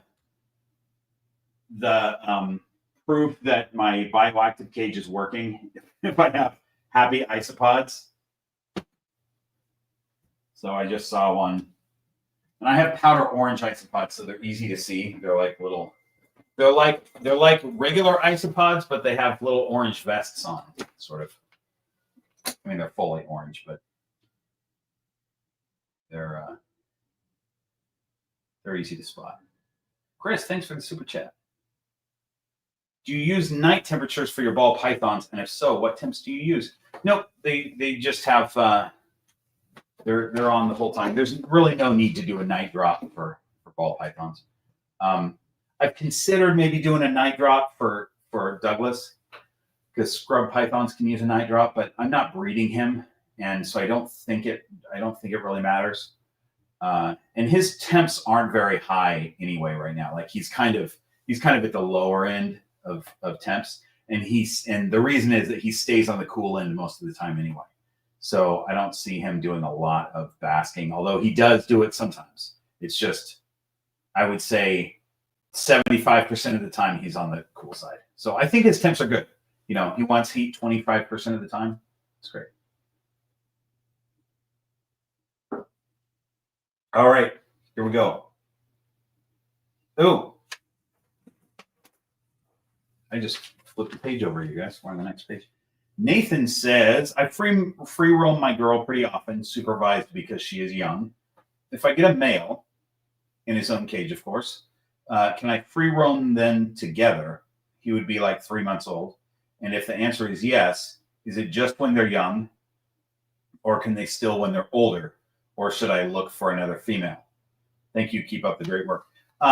Yeah, Nathan, yes, you guessed it. Exactly. Yes, you can free roam them together right now because neither one of them are sexually mature. Once the female is sexually mature, the male's gonna mature faster than the female as far as sexual maturity. But once the female is giving off those pheromones, then your male is going to want to breed. And your female probably will as well. So you're going to start seeing breeding behavior. You'll start you'll put them down on your carpet, and then all of a sudden you're going to see this tail wagging and peeing everywhere, and it's going to be a mess. So once they are, let's say that once he's about, I mean, even a year old, that I don't think you should breed your males at a year old, but they could potentially be actually sexually mature at a year old, and then the female potentially at 2 years old, even though you don't want to breed them necessarily at 2, but they could be producing those pheromones. So it wouldn't be long before you would not want them free roaming together. I love having females that I can free roam together, and so that's a good thing. My males, I free roam my boys also, but they have to do it by themselves. So it's early in the morning. I'll if I have a male that wants to come out, I'll let that guy free roam, or maybe I'll free roam them together, but they're not really together. I'll put one on this side of the room, one on that side, and I just watch them. But I had 2 males out with me. I had one in my hand. Who was it? It was Kodiak. Oh, it was Kodiak and Max. It was Kodiak and Max. I had Max around my neck, and I had Kodiak in my hand. And it didn't take long before Kodiak started doing aggressive behavior. I didn't have them, they weren't anywhere near each other, right? All of a sudden, Kodiak's doing aggressive behavior with my arm, trying to sort of battle my arm or combat my arm. So I put Max back, but Kodiak was already riled up a little bit, and he was already still wanting to fight me, So I fought with him for a little bit because that's what he wanted to do. So we just, the fight for male ball pythons, and most male snakes that combat, they're not biting each other. They're not really fighting. They're doing this thing with their neck where they're bumping each other and trying to chase each other off. And so you'll see these snakes, they're like doing this. A lot of times you'll see videos of snakes doing this, and everybody thinks it's mating snakes. It's not. It's 2 males in combat. So, yeah, that was a weird thing, that they were not far from one another, but they were far enough away that I thought that it would probably be okay to have these 2 males out, and still combat behavior happened. Pretty interesting. Hang on, let me check to see if I missed anything. It looks like there's a. Oh no, I just got that one. Okay, so we're good there. All right, here we go. Next question. Okay. Heather says, why reptiles? Why snakes? Why pythons? Great question. Reptiles I've been interested in my whole life. They fascinate me. Why snakes? Really because, and I used to be more of a lizard guy when I was younger. I had lots of lizards, but snakes specifically because they don't eat very often. And so when I decided to get to start having reptiles again, I was traveling a lot, and I still travel a lot. And so snakes were my only option because I don't have to feed them every day. And why pythons? Pythons fascinate me because they're sort of a quintessential, almost a stereotype of like this big, scary thing, a python. As far as, non-venomous snakes, like a python is sort of this big, scary thing. And knowing that they're really not, I mean, some can be, obviously, but most species aren't necessarily big. I guess that depends on what you consider big, but most species aren't that big.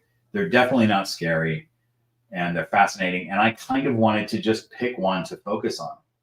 But obviously, as many of you know, I enjoy all snakes, and I love finding different species in the wild and learning about different species. But I just kind of picked pythons, and honestly, really, one of the things is when I started this channel, I was trying to do it a little bit strategically. My first thought was start a reptile channel, but then even though it's done, Adam Wickens has done well by having a general reptile channel. It's harder to do. It's easier if you focus in and get real specific about your niche. You can usually grab an audience. So if I say a reptile channel and then I want to get more specific and I go, okay, I'll just do snakes, and then even get more specific than that and go with pythons, then you can find this very niche audience, which is what I was looking for. And so we started out as mostly ball pythons. Then we branched out to pretty much all pythons, but we've also branched out to, I do a lot of boa content, especially when I'm in South America. And I talk about other snakes, and sometimes I talk about lizards, stuff like that, which I really love doing. It's great. Okay. So that's why. Katie says, newer to ball pythons and many of the morphs, but haven't found one I absolutely loved until I came across your videos and fell in love with Freya, then of course Tiger Lily. My question is, what are your favorite combos with the calico gene? Let's pull Tiger Lily out. This is a good time.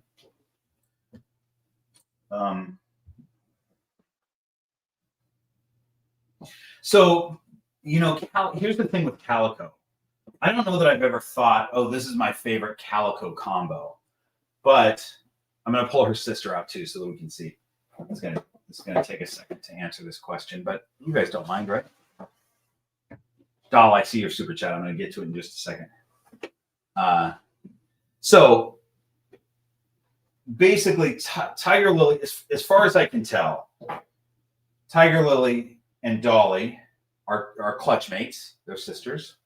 And they both are calico, but the only difference here, I think, is that Tiger Lily is Orange Dream.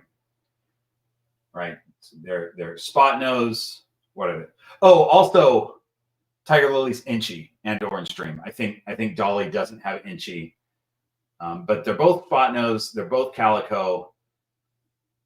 They both might be extreme gene, but I don't know. Even though it's called extreme gene, it's very subtle. And then Tiger Lily is inchy and Orange Dream. And then I believe they're both asphalt also. So that's what we got.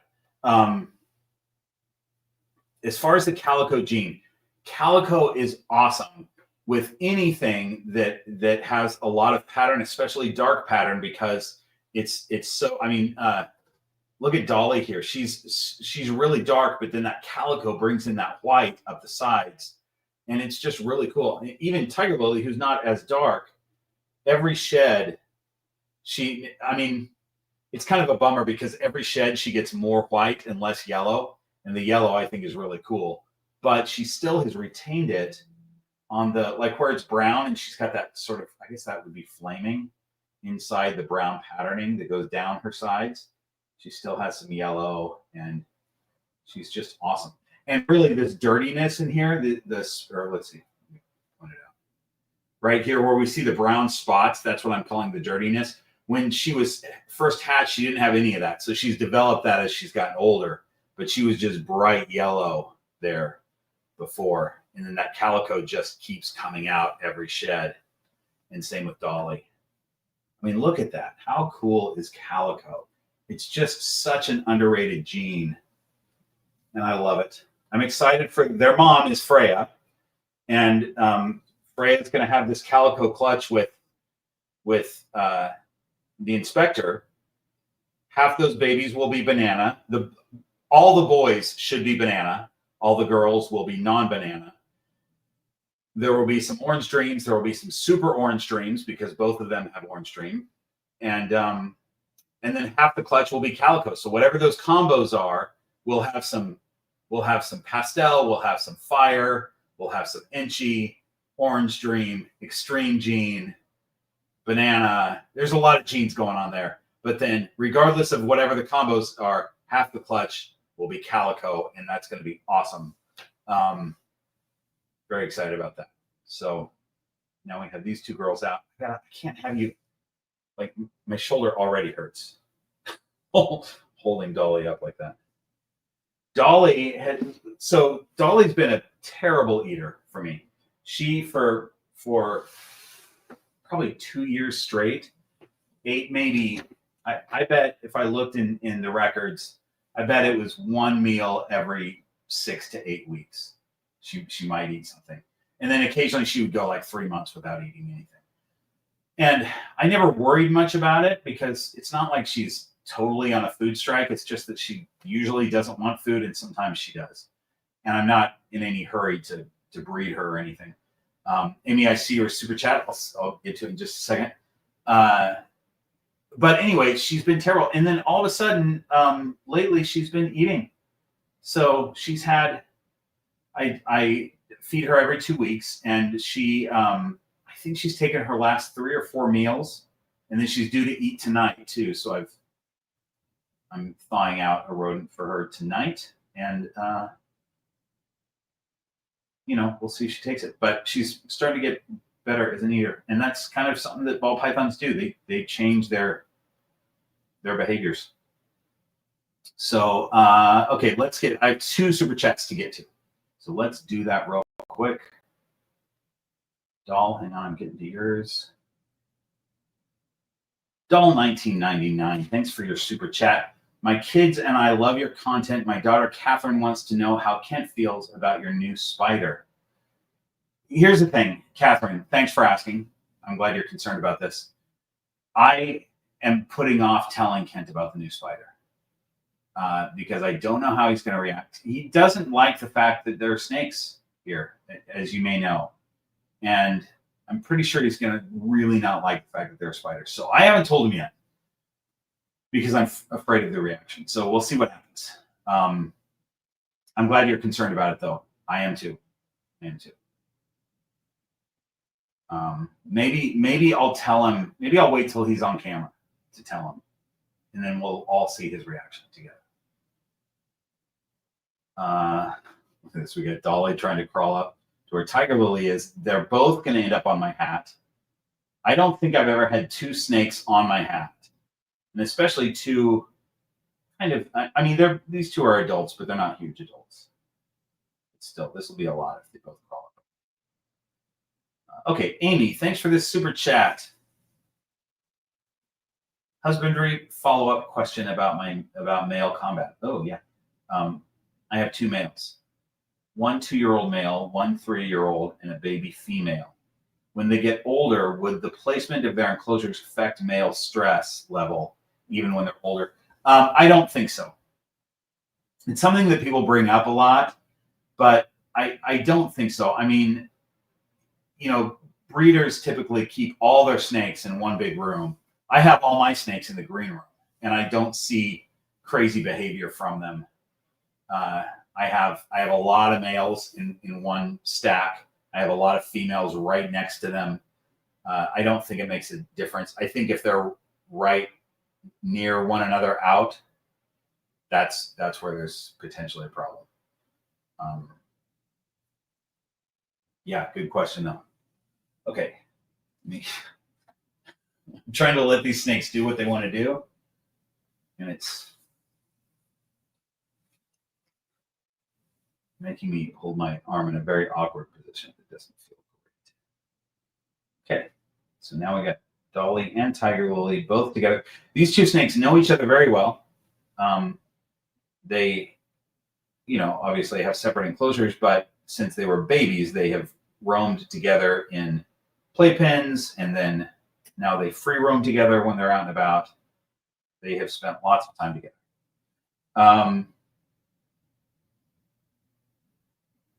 Okay, Dorian says, let's see, hang on.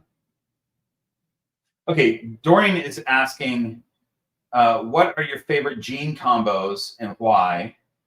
Also, my ball python Serrana is 2 months old, and I was wondering how to go about making her less scared of me, or is it just not possible for a snake that young? No, Dorian, it's possible. I have lots of videos on it. Just look up, go to the Green Room Pythons channel and look up, you know, socializing snakes. You could put that keyword in. You could probably put taming snakes in that. You'll get videos about that. It is definitely possible. I do it with, you know, just about every snake that I send out is usually a couple months old, maybe 2 to 3 months old, and they're usually puppy dog tame. I work on that, and it's definitely easy to do with a baby snake. So there are a bunch of techniques, and it's better to just watch those videos rather than me spending an hour going over everything. But yeah, it for sure can be done. My favorite gene combos, you know, I love clown pied stuff. And really, you know, you're saying and why it's a visual, you know, it's just a preference. Man, my head is so heavy right now. And I love freeway combos. You know, the stuff that freeway and like super asphalt is incredible, which I'm hoping to get from Tiger Lily. But this mama right here is on her nest and she's in shed right now. But here's a pastel orange dream freeway right here. And we'll get eggs from her eventually. I don't know when, but soon, I think she's rabid. And her daughter, look at these two snakes. They're making my hat real heavy. Her daughter is amazing. Willow. Maybe we'll get Willow out in a little bit. Willow's an orange dream freeway with some paradoxing, and she's going to lay some eggs this year also, which I'm really excited about to see what those babies look like. The paradoxing won't carry over because it's not heritable, but it's still, I'm excited to see her stuff. I can't tilt my head back to take a drink because I feel like the snakes are going to fall. Let's see where we're at here. Okay. Here we go. Back to the Patreon question. Taylor says, I'm a pet store employee, and earlier this year, a ball python was basically dumped at our store. I decided to keep her, and she's now a perfect weight and health again. It's great. My question is there a way to help determine age in ball pythons? You know, there's not. I wish there was. I wish that like you could zoom in on their eyes and count the rings on their pupil or something. But there's not. Once they're, I mean, it's not, I was going to say once they're this size, there's no way to tell. But even a small ball python, you could have a little tiny one that looks like a baby, but it's not because it's been underfed. So it's really impossible. Sorry. Eliana says, I'd like to know how old is Kent? Kent is my twin brother, so he is exactly my age. So Kent is 27. We both have aged terribly. Kent is 52 years old at last count. And, I always say that we don't know for sure. My mother told me the year that I was born, apparently 1973, but I don't know if she can be trusted. So I could be way younger than that. Who knows? It's hard to say. But official records put Kent and I at 52 years old. I think my beard puts me at 52 years old also. At least 52, if not older. I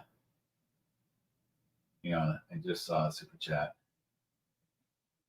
Braun, thanks for the super chat. Hi, I asked if I should take my ball python out of his hide or use choice-based, and you said not to always do that, but I have been for a few weeks. Will I be able to make up for it, or will he always remember? No, he'll be fine. You're overthinking it. Don't overthink it, Braun. Just, maybe once a week, pull him out, do a little work, put him back. If you happen to see him out of his hide, do a little of the socialization stuff. Make sure he sees you.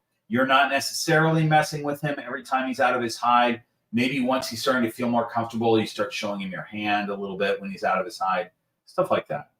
But they're not as fragile as a lot of people think, But they are as heavy as a lot of people think, and especially when you have two of them on your hat, it pulls your hat down. This shows you how stiff this hat is, by the way, you guys. Oh my gosh, that feels so much better to take my hat off. Just gonna hold my hat for a second. This hat is super stiff on the brim because the weight of these two snakes. They're probably a couple pounds each. See this red mark? I think the hat would probably do that anyway. Somebody said, hold on. Is my mom in, you guys? Because Northman Serpents just mentioned. I don't see her. Mom, are you in right now? Comment if you are. Wait, Amy's flagging me down. Hi. As I am aware, your mom is not in the chat room. You said that your mom could not be trusted. Oh no! I'm now reading Northman Serpent's comments. Watch your mouth. Mama Bledsoe is a saint. That's hilarious. I didn't read the comment. I just saw the word Mama Bledsoe because it flags my head. That's right. She is a saint. It's true. Thanks for looking out for her, Northman Serpents. Thanks, Amy. Appreciate that. Okay. Ghost, thanks for the super chat. I rest my hand in their enclosures in front of them for a few minutes more often than pulling them out. Yeah, that's smart. That's the way to do it.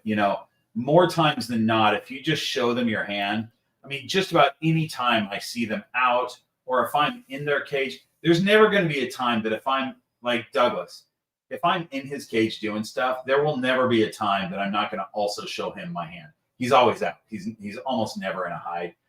And so I'm just going to show him my hand. So way more than 50, probably more than 75% of the time that he sees me, I'm not touching him. He's just going to tongue flick on my hand for a little bit, and then I'm going to leave.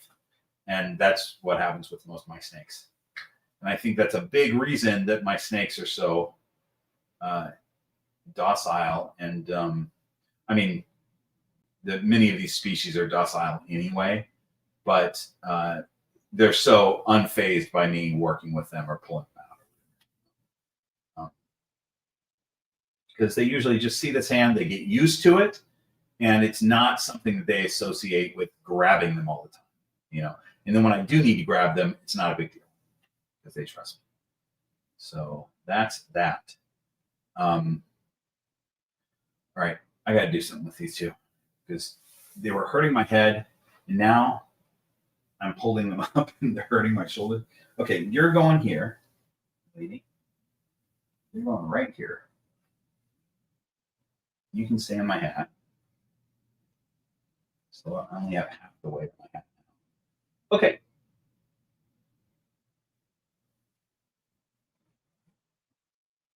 Keep her off my mic. I should just put the back because we have other snakes to show. Oh, I almost pushed her off me. That wouldn't have been cool. All right, let me make sure I didn't miss anything.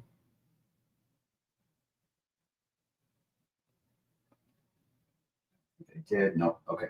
Great. Here we go. Moving on. We got Tiger Lily going through the beard. Always fun. Ghost has a very simple question. Have you ever been snow skiing? Yeah, once. I went once as an adult.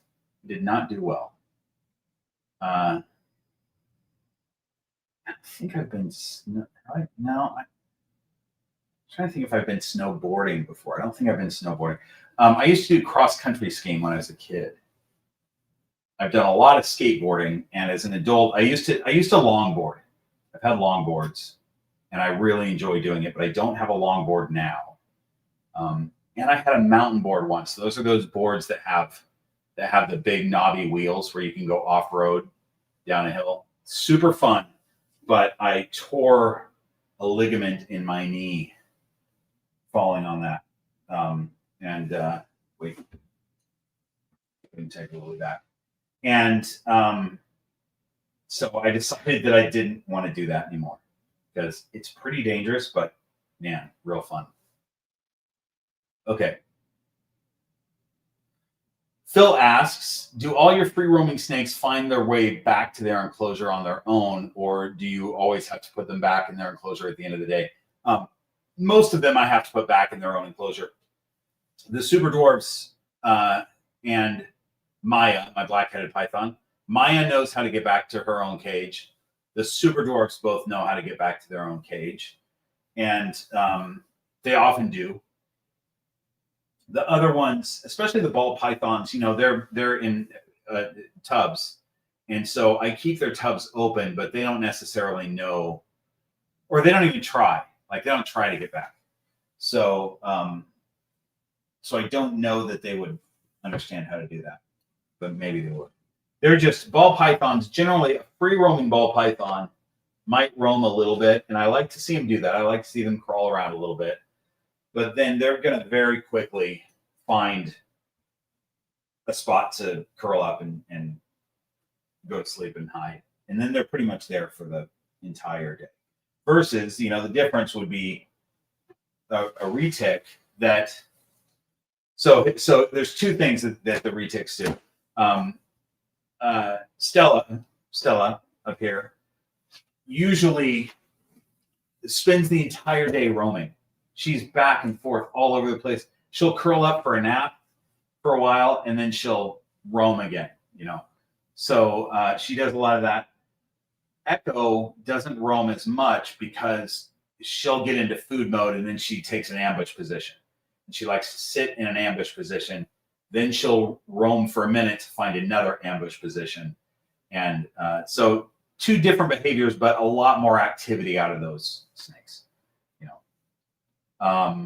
And then a black-headed python is going to always be moving because they're looking for food. They're never going to curl up and sleep.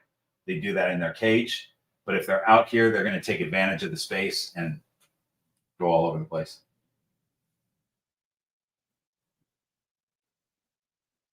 All right, let me see what I've missed here. All right.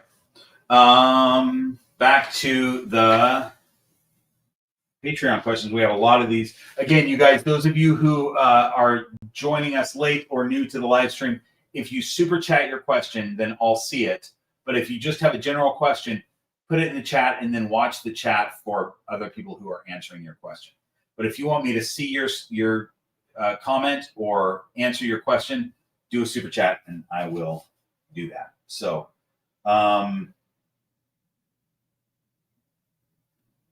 hang on.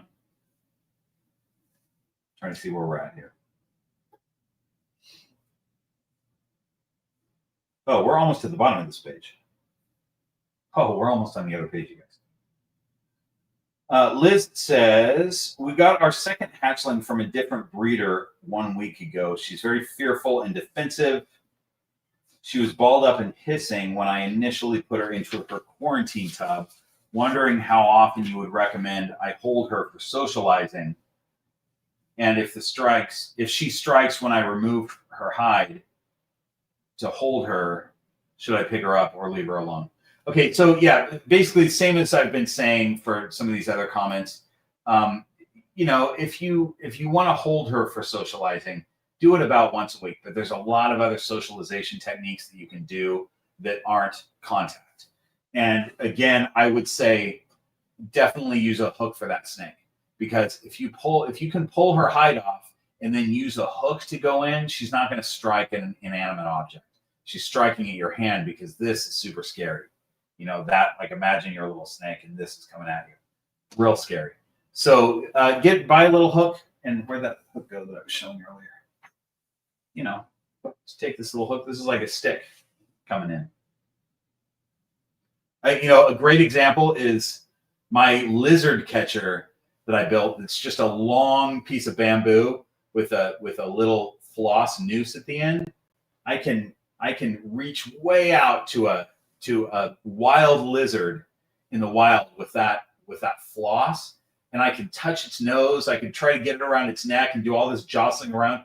The lizard doesn't move, because it just seems like a leaf or a little stick or something is touching it. They're not bothered by that stuff at all. So the lizard doesn't even move. And so I'm doing all this crazy stuff, and then finally I get it on its neck, and I can pull it up and catch the lizard. Same mentality with a hook. A snake doesn't look at this as part of you. This is just an inanimate object touching it, and you can pick that snake up without it being scared and then set it into your hand. It's way less traumatic for the snake than going in with your monkey paw. So that's one question. A lot of these questions I cut down. So most of the Horde of Keepers know this, that a lot of times the questions are very long-winded, and I have to cut it down just to the meat of it. And I think this was one that I cut down quite a bit. But most of them I do, just because I've got to try to go fast through these. Okay, then the next question was, so this is a different snake. The other one was the new snake. This is a different one. I have my 4-month-old Tinkerbell in a 4x2x2 PVC enclosure. I knew snakes were expert climbers, but I did not know that she could grip onto the tiny edge around the glass doors. She was pretty high up on the side and fell. Her substrate is mainly reptisoil with leaf litter. I'm wondering if little ones can hurt themselves from a fall that high, and what to watch for if they are injured. So it's a good question. Generally, no, they're going to be fine. Could they fall in a weird position and something could happen, or they fall and hit something the wrong way and they could break a rib, something like that? Yes, that could happen, but it would be pretty rare. I tell people not to put their ball pythons in really tall, high cages, because they're not arboreal. And even though they can climb up that high, they can also fall pretty easily from that height. They don't have the arboreal prehensile tail that most arboreal snakes have. Even though they can wrap a tail and grab, they don't do it nearly as well as an arboreal or semi-arboreal snake does. But from 2 feet up onto soft reptisoil and leaf litter, probably not a problem at all. What you would look out for is, they might have swelling where if they broke a rib, they might have a little bit of swelling there that you would see this bump, but there's really nothing you can do about it. It will repair itself. Snakes are really great at healing themselves. But if the snake was acting weird, if it was slithering strangely or something like that, you might take it to a vet. But it would be, it would probably be a situation where you just wouldn't feed that snake for a while, because you want to give their rib a chance to repair, but don't take that as medical advice. Take your snake to a vet. But generally, a fall like that is going to be fun. That's my point. Tamara says, would you look at getting a Woma python, as you seem to really enjoy the Australian reptiles? you know what? I look at getting a Woma python every time I see one at a show. And so far I have I have been good and not gotten a Woma python. I would say that it's possible, but I do have 2 black-headed pythons, and in my opinion, it's just my opinion. You guys don't get mad at me for saying this. My opinion is that black-headed python is just a better Woma python. Womas are really cool, but they're smaller and they don't have the black head. But they're basically very similar. Same body, same situation. Very, very similar. Are they even out? My blackheads aren't even out. We'll try to bring one of them out.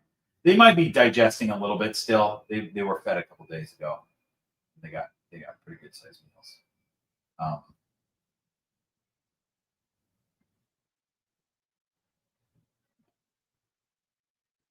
Right there. Okay, Jenna, I just saw your super chat. Hang on.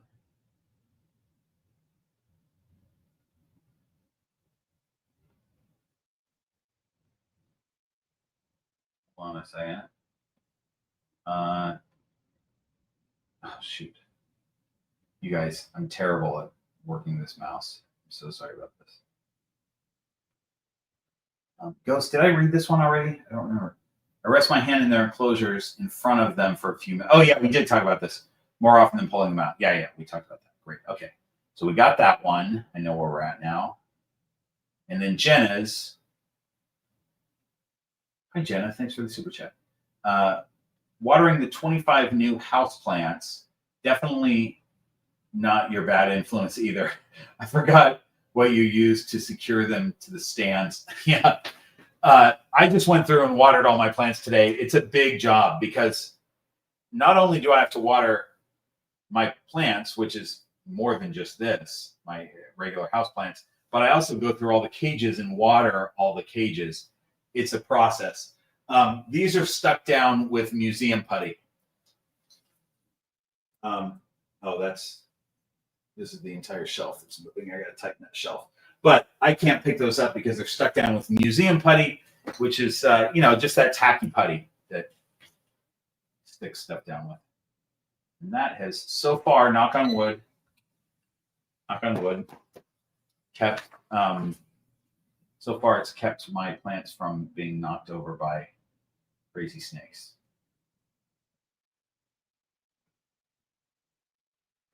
I don't think this is actually wood.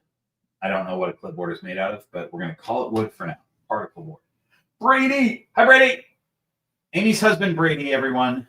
Hi, Bob. Did you see that there is an Anaconda reboot? Yes, I did see that, Brady. I can't wait to watch the Anaconda reboot. I have not seen the trailer yet, but people have told me the trailer looks amazing and hilarious. I think Amy, did you tell me that? I did tell you to watch the trailer. It looks hilarious, guys. It's literally a movie about people rebooting Anaconda. It's Is it Jack really? Black and it's like Jack Black and Paul Rudd's characters are like, we're gonna do it. We're gonna reboot Anaconda, and then they go to the Amazon. They try to get like a loan to make this movie. They're like, we need $2 million to make this movie, and then the next is them in a bank, and the guy at the bank is like, you've been approved for $9,000, and they're all like, So they're rebooting Anaconda, but they're shooting it kind of like an indie film. And then it looks like they go to the Amazon rainforest. Something happens with the anaconda that they like rented to use to make the movie, and they have to find an anaconda, and they end up, it looks like it's a titanoboa. Like it goes full like anaconda with like the biggest snake in the world that probably doesn't exist. It looks like it's going to be a hilarious movie, though. I'm very excited about it. Can't wait to see it. Brady, thanks for mentioning it. Amy, thanks for telling us about it. Husband and wife Go watch team. the trailer, guys. It's hilarious. I appreciate you both. Northman Servits, thanks for the super chat. What is your question? Thanks for that, though. Appreciate it. All right, let me make sure that I didn't miss any others. Oh, I did. Okay.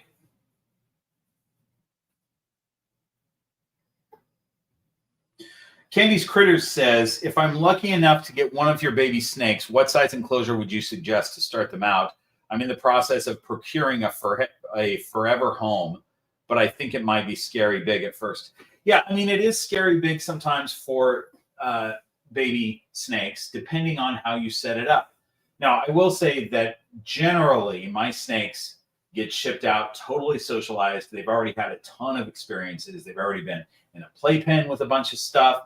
And anytime someone has set them up in a big cage, they've done well. But I've also shipped out snakes that are more shy, you know, so it just depends on the individual snake. I shipped out one recently that we're still trying to get that snake to eat. I'm working with the keeper in trying to get that snake to eat for the first time. It's been a few weeks. And I'm confident that that snake will eat, but that one was not as confident a snake as you know, the ones that I'm used to normally shipping out. So you never know, but I would say 95% of the ones that I ship out are totally fine for a 4x2x2. That's, if you look at the video where I went to Cincinnati and helped my son Brandon set up his cage for the snake that I gave him, that's a 4x2x2. That snake has done perfect in that cage. Loves it, eats every time, no problem. All right, we got a couple super chats. Lady Cage, thanks for the super chat. Hi, Bob. I was if it's hard to find. Oh, maybe wondering. I was wondering if it's hard to find pygmy pythons. Yes, it is. I looked on Morph Market and nothing popped up. My husband and I love what you do. Oh, thanks. I'm glad you like it. Yeah. So here's the thing about pygmy pythons, you guys. They're not available very often. They're hard to find, and because they're hard to find, they're very expensive. So pygmy pythons are the smallest species of python in the world, and they're in a genus called Antaresia. But there are other species of Antaresia that are way less expensive and way easier to find that are awesome snakes. Children's pythons, Stimson's pythons, spotted pythons.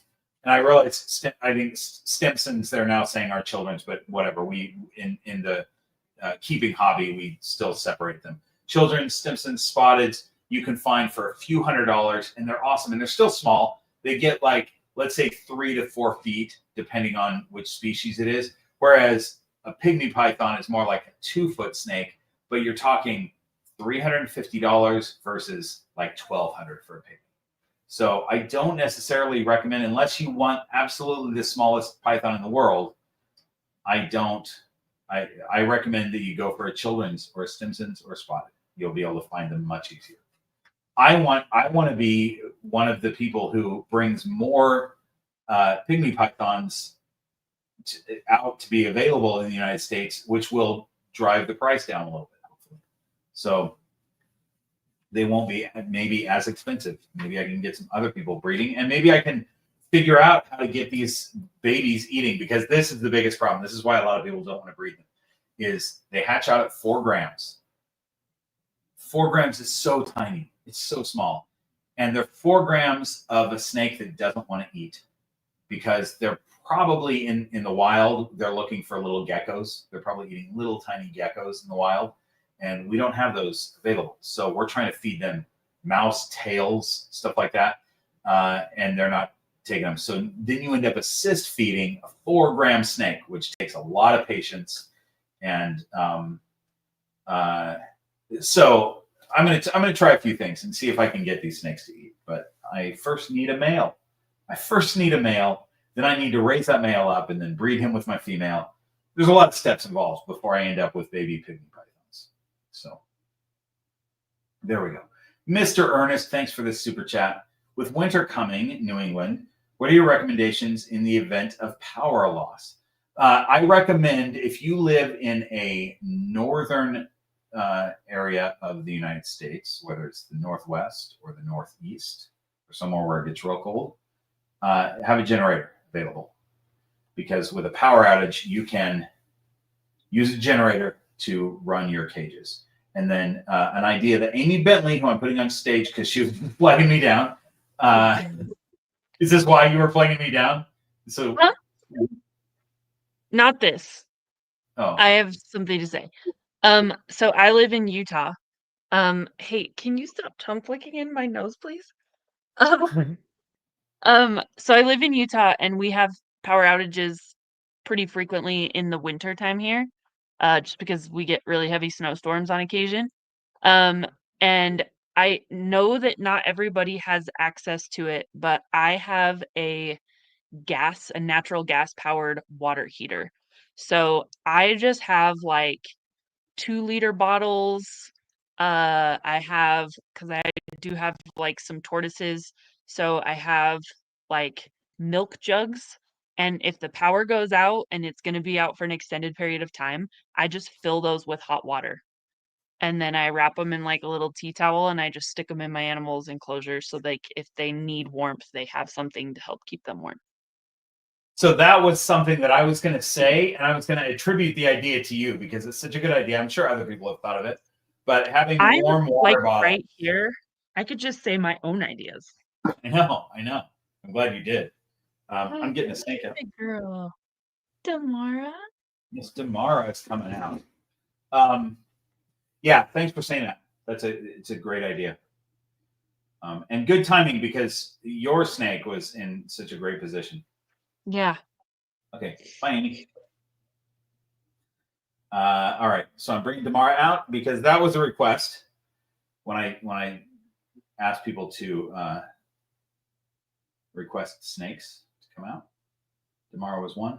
There was a question.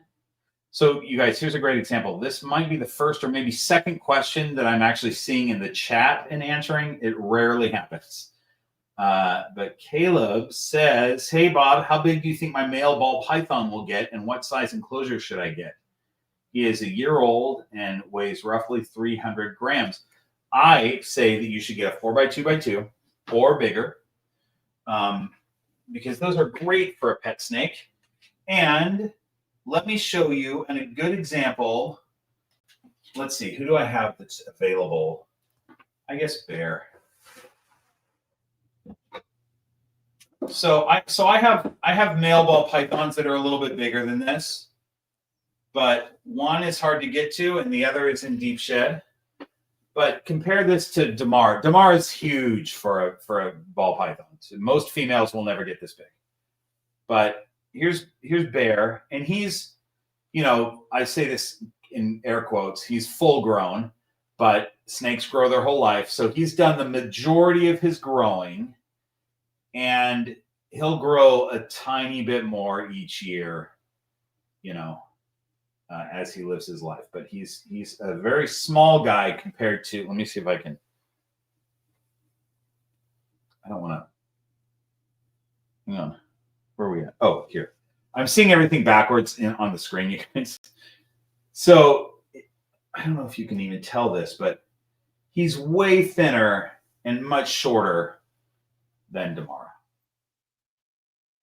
But Damara is also big for a female. So I would say that he's about, when you saw Tiger Lily and Dolly on my hat, he's about the same size as they are. And keep in mind, Dolly, they're clutch mates, so they're exactly the same age.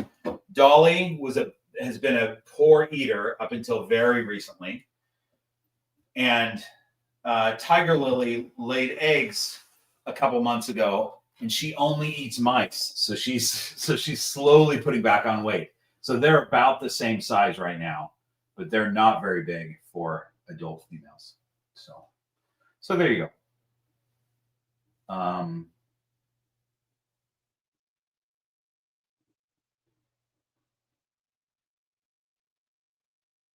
Niffers Critters, thanks for the super chat. My spotted python Juniper says Stella is her spirit animal. Shenanigans. Also curious, why do snakes randomly squeeze for no obvious reason? So first of all, Stella and her shenanigans, also Echo, are both super dwarf retics. And I feel like Pip's brain is very much like a retic. I think Antaresia are really smart like reticulated pythons, and which is going to make them do shenanigans like retics do also. They're just super curious and always kind of getting into stuff, it seems like. And then why do they randomly squeeze for no obvious reason? Yeah, so a couple things. First of all, if they're nervous, they'll squeeze. So that's not random. They're just kind of nervous. They'll squeeze.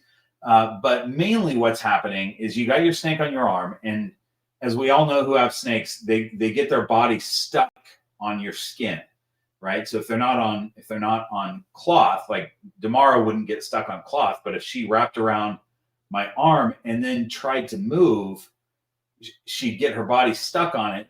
So she would end up squeezing tighter and tighter. Like I said this earlier in the live stream, that it's like a Chinese finger trap where she's trying to move and she's not moving. So she's trying harder and it's just making her squeeze harder. So that's usually what's happening when they're squeezing. You can just help them move by lifting up their back end, and then you can sort of prove that that's what they're trying to do, because as soon as you release their back end, they're going to move forward, because that's what they're trying to do with that squeeze. So here we go, back to the Patreon questions.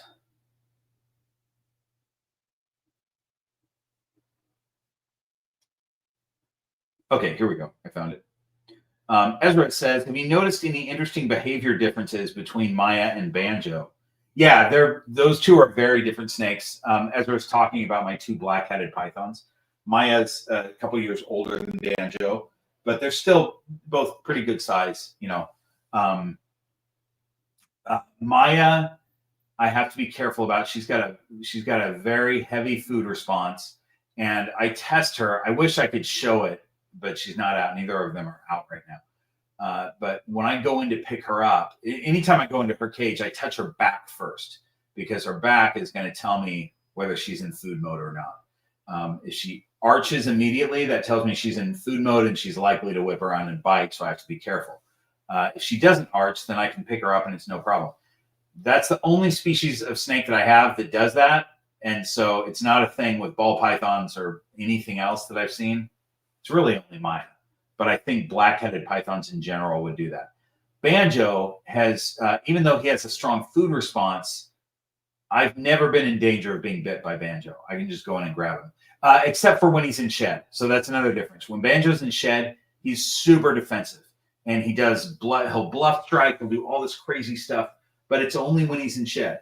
Maya acts like a normal snake when she's in shed. So they act very different, for sure. I'll try to pull one of them out in a little bit when I'm done with Damara here. Hi, Mama. Hi. You trying to get up on my hat? You're pretty big to get on my hat, but you can try it.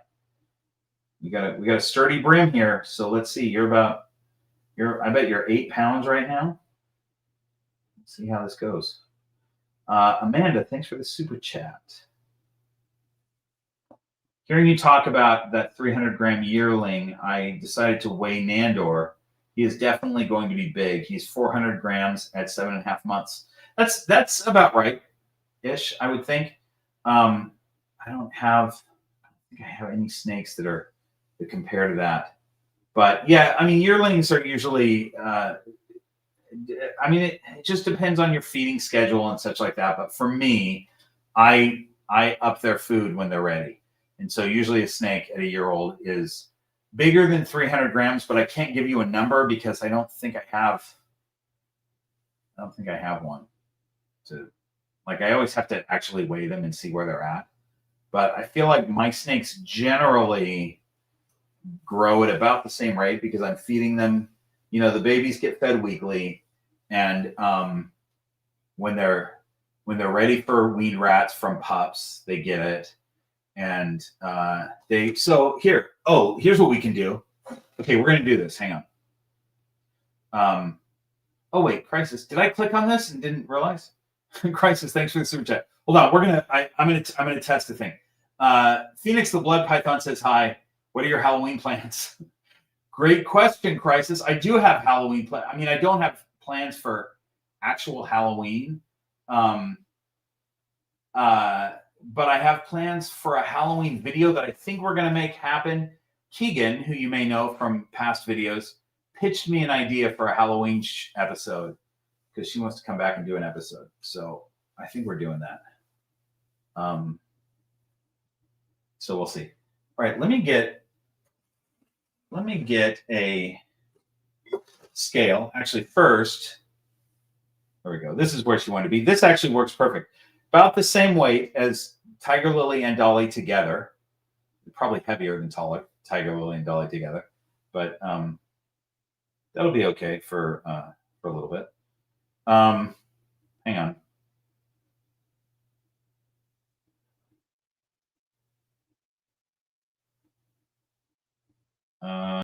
Okay, let's go here. And so here's what I want to find out. Twyla is a young snake that I've been feeding on a normal feed schedule where she eats every week. And she's still on rat pups,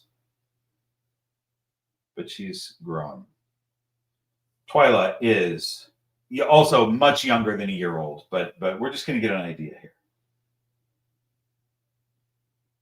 Twyla hatched in April.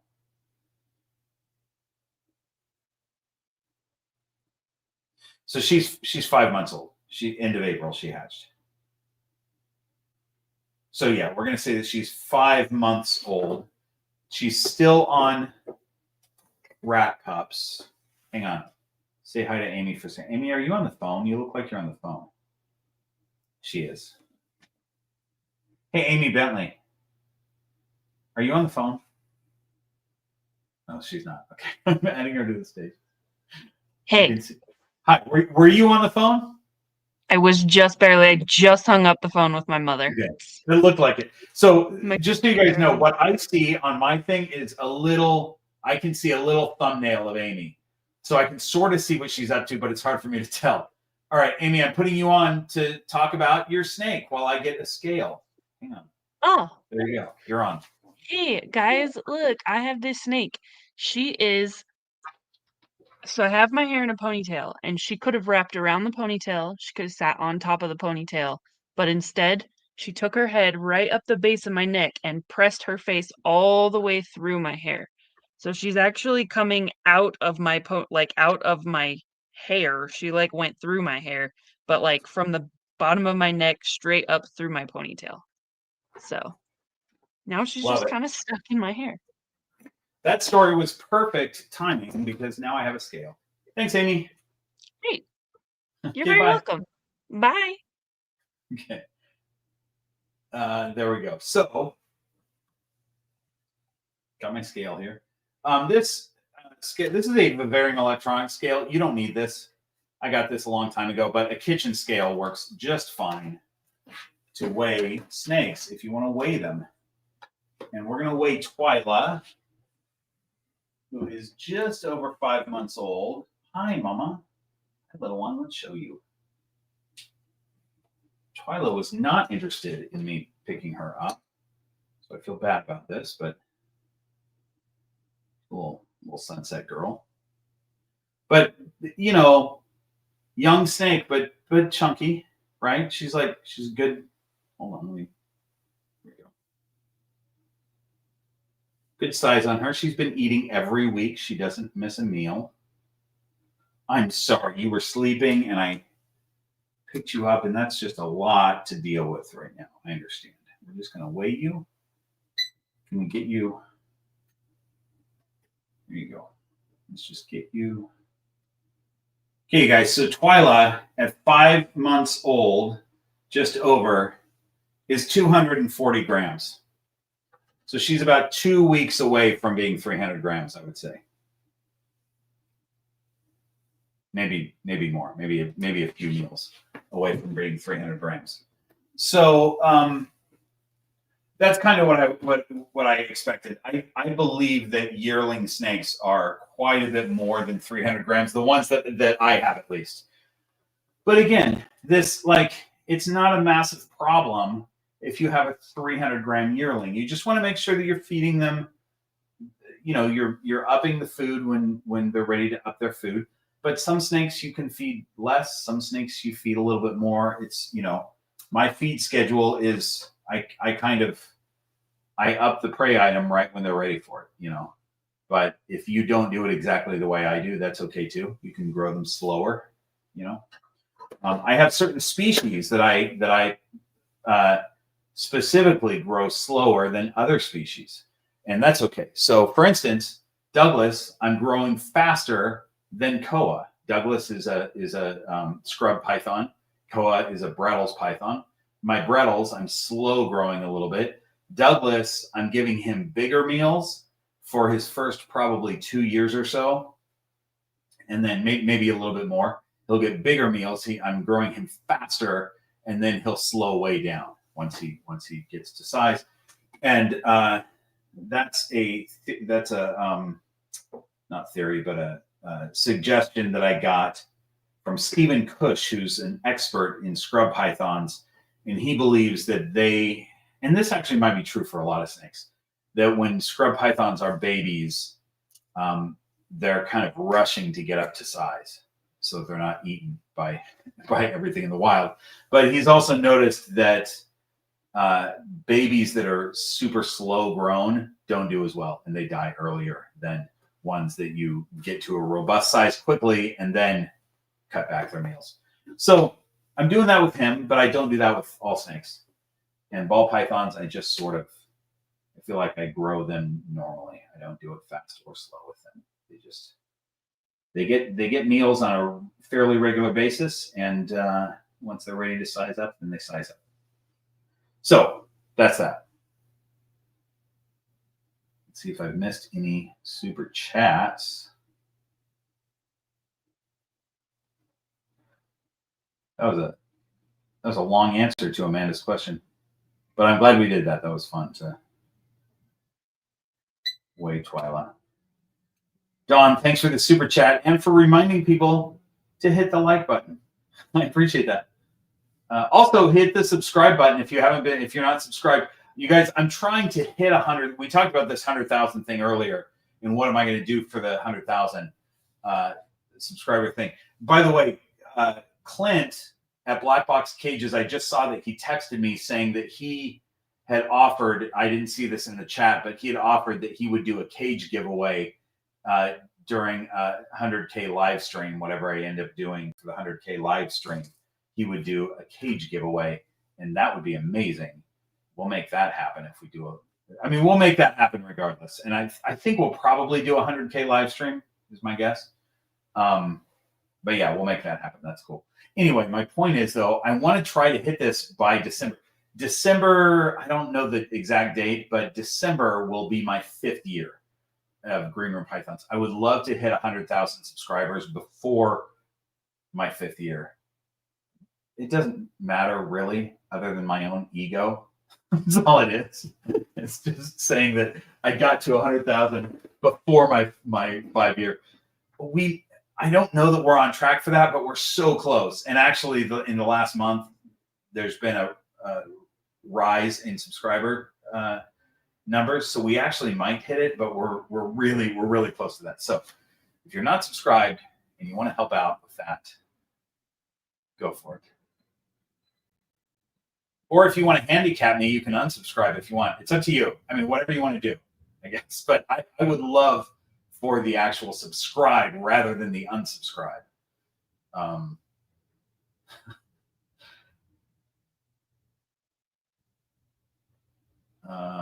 Let's see. Here we go. Okay, we're back to. Okay, my head is almost starting to hurt, so I'm going to get Damara off my hat. This is a great hat for her, though. I mean, look at how this thing is so sturdy. That's what I love about this hat. Where am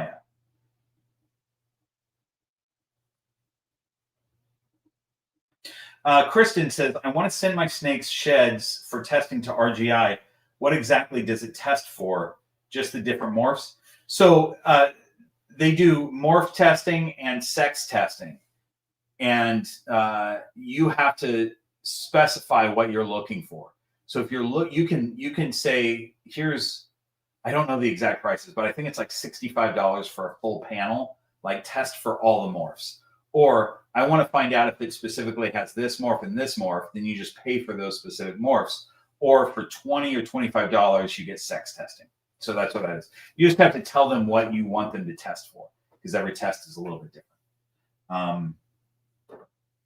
Usually people know from the breeder what the mom and dad were. So you can say, I know my snake is these morphs, and they're possibly these other couple morphs. Then you just pay for those 2 tests.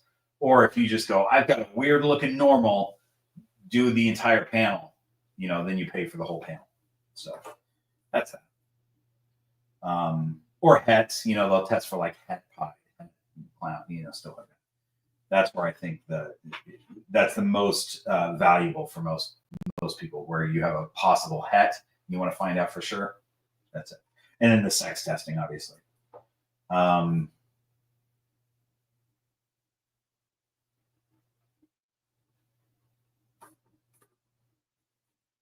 always lose my place. Here we go. Kathy says, I've stacked a second bioactive 4x2x2 on top of the first one. Now I'm having trouble keeping the cool end of the lower one cool enough. The insulation effect of the soil in the top one is causing the heat in the lower one to spread out more, I think. Yeah, when you stack cages, it makes things a little bit wonky. Ideas on what to do.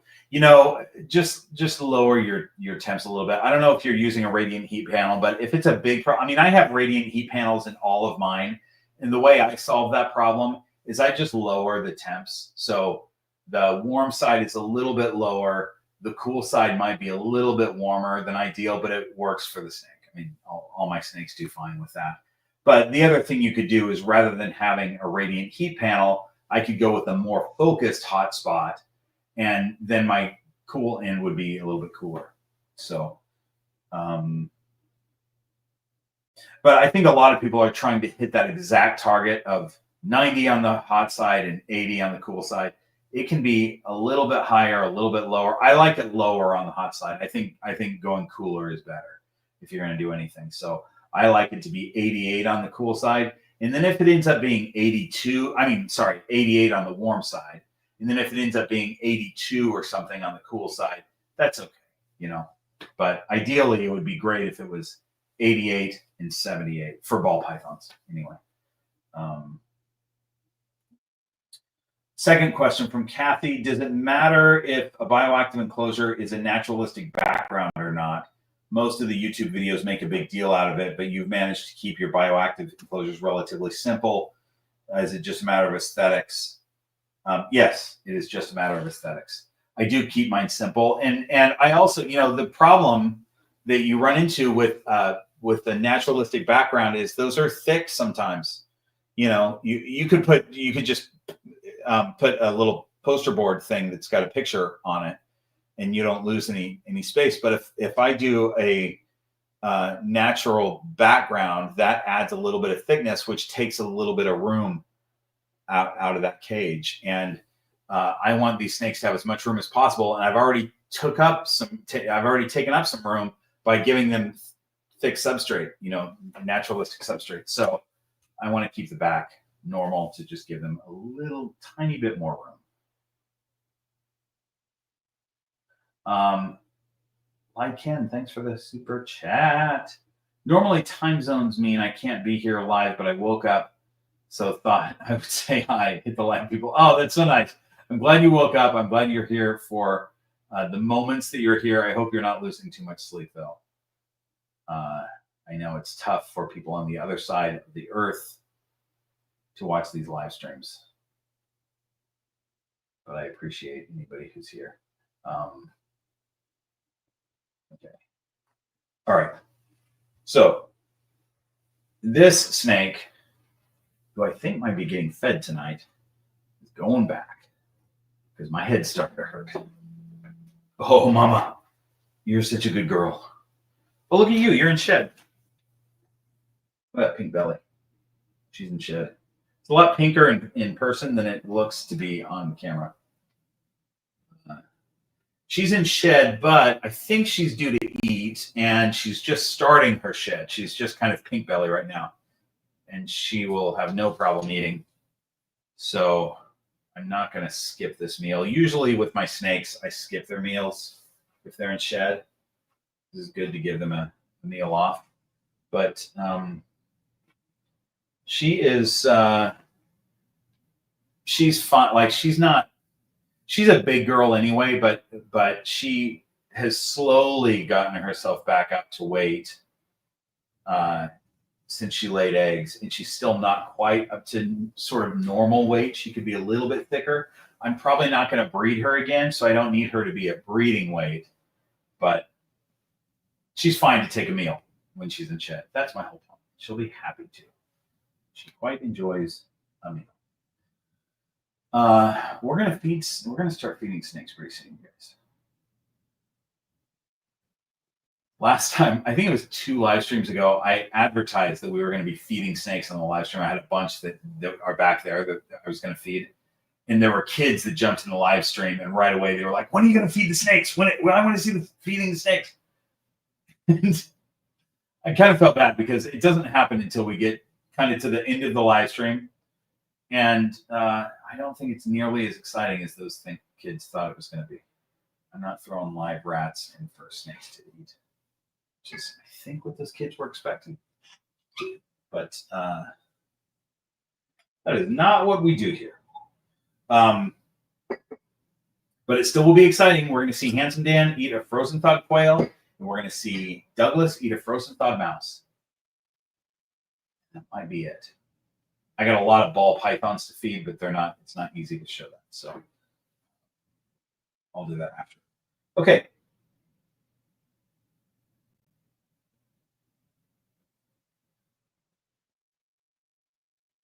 Here we go. Last question on this page. Oh, this is the last question completely. Okay, so once we get to this, once we finish this, we'll be done with the Patreon questions. Then I can just show more snakes, feed some snakes, answer. Allison's got a super chat that I'm going to answer. I'll do that right now. I'll answer your super chats. And okay, so we got Allison, and then one last Patreon question. Super chat in honor of Cavendish, my ball python, who turned 1 year old September 25th. Thank you all for the excellent information. It's been so helpful. Oh, that's great, Allison. Happy birthday to Cavendish. Thanks for that super chat. I'm glad that you have found all this information helpful. That's great.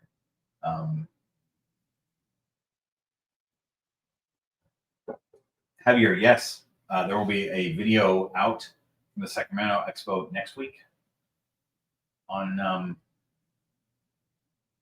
Tuesday, I think. I'm not quite done with it yet, but yeah, I think Tuesday is when it's coming out. The upload times have been weird lately. I did an experiment on this last video that just came out the other day. YouTube tells me that the best time to publish is between 6 and 8 p.m. And I usually have been publishing at, I think, 10 a.m. on Mondays is my normal publish time. But it changes based on when my audience is usually on YouTube. So I did an experiment to see if, without promoting it, if I just put a video out at 6 p.m., what would it do? It didn't do well. Go watch that video. It's a good video, but it didn't do well. But you got to experiment sometimes with YouTube because you never know. So that just came out, and I think it's a good video. It's about keeping snakes as a keeper versus keeping them as a breeder, big breeder versus hobbyist breeder versus keeper, and the differences that I see.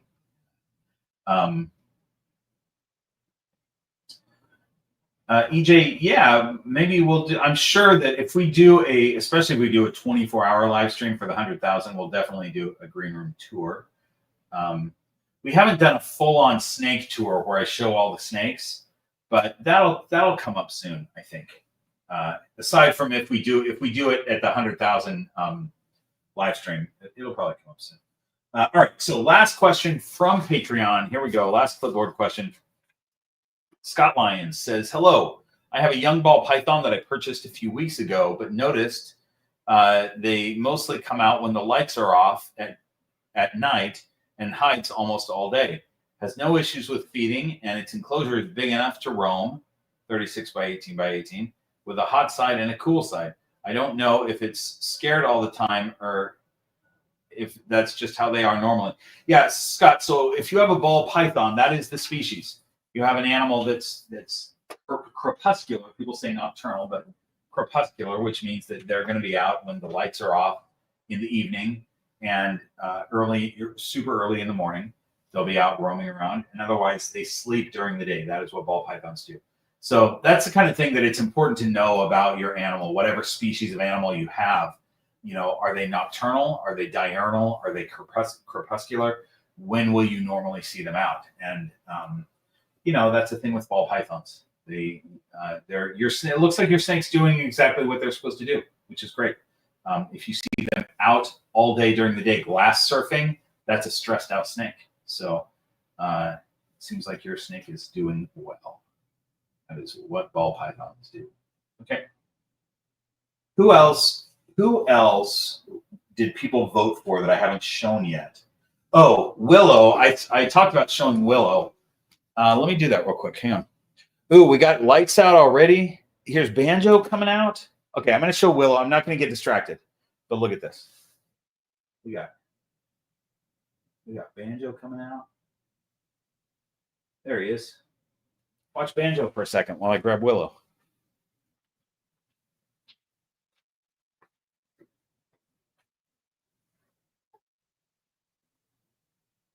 This is such a great example.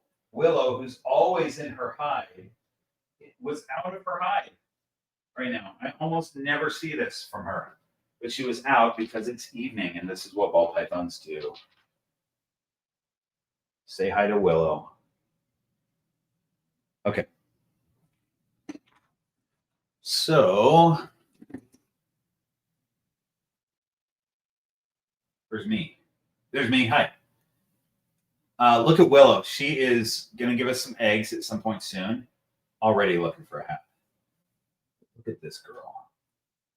So for those who don't know Willow, she's Paradox. So it's so weird because it seems like most of her body seems like it's in shed. She's Freeway for one thing. She's Orange Dream Freeway.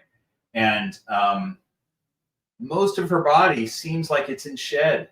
But then she has these couple patches in her head also of super bright, I don't know if it seems like she's brighter than normal in those spots, but maybe that's if she didn't have the paradoxing would be this sort of hypo-ish thing, or where it looks like she's in shed. That's where the paradox is. The other stuff is probably normal, but it almost looks brighter than normal. But that might just be in comparison to the to the light in shed areas. Anyway, she's real pretty, and I'm excited to see her babies. She is Delilah and Ron are her parents. And Crisis Corpse, thanks for the super chat. Crisis is asking, how rare is paradoxing? Hang on, did she just? Oh no, I thought she knocked my mic off. How rare is paradoxing? It's not super rare. It's kind of rare, but it happens on a fairly regular basis. I've had a few animals that have paradoxing. This is a lot of paradoxing, and I've only had this much in Willow, and it's why I kept her. I just thought she was so cool looking. But I like her a lot. She was free roaming this morning. She hasn't been free roaming much because I think she's gravid at this point. I don't think it's just follicles. I think she's probably ovulated and I missed it. That means that she's turned follicles into eggs. Well, actually, you know what? Now that I think about it, she hasn't, because she's not doing the behavior. She would just be nesting. She wouldn't be out roaming around. But so anyway, the point is that she has been mostly doing her thing, which is just sitting in a hide, sometimes on the cool side, sometimes on the warm side. And she, what was I going to say? Oh, she just started being a little bit more active. So she was free roaming today, and she was out moving around when I just opened her tub. But I think, once she ovulates, she will go to the warm side and she'll just sit there and not move. So actually, she probably hasn't ovulated. She just is thick. So the reason I think she's gravid is because she's thick, but she wouldn't be gravid because she's just not acting like she is yet. So.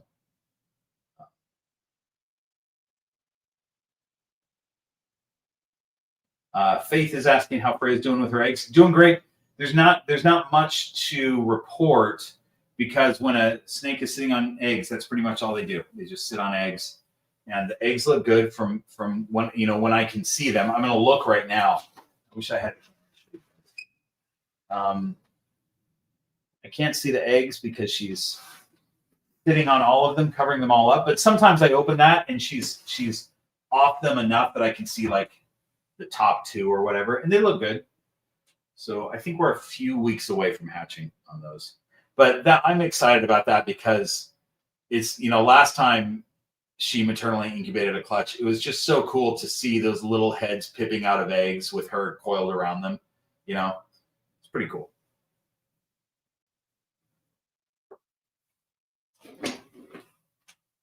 Jay, thanks for the super chat. Hi, Bob. I see disregard and hate for berms, but my girl is awesome. Curious, smart, comes out of the cage to my hand. Do you know why people hate or disregard them? And would you ever consider getting a dwarf? I have never seen people hate or disregard Burmese pythons. I've only seen love for Burmese. So I don't know where you're seeing that, Jay. Maybe you spend time on Reddit. I don't. That's where I see hate for anything is on Reddit. Berms are very popular, and people love them because they're like a ball python but bigger. If you want a docile puppy dog animal that's going to act like this but is much bigger and a little bit more active, a Burmese python is the way to go. They're awesome snakes. I haven't seen hate for them really at all. There might be people that don't like big snakes, that don't like to keep big snakes. I personally don't want to keep a snake that big, but I love the personality of a berm. I just don't. That's why I don't have a mainland retic. Is that I don't want a snake that big. A dwarf Burmese might be cool to have. Riley, hi Riley, good to see you, man. Berms are big puppy dogs. Yeah, they sure are. Whereas ball pythons are small to medium-sized puppy dogs, berms are big puppy dogs.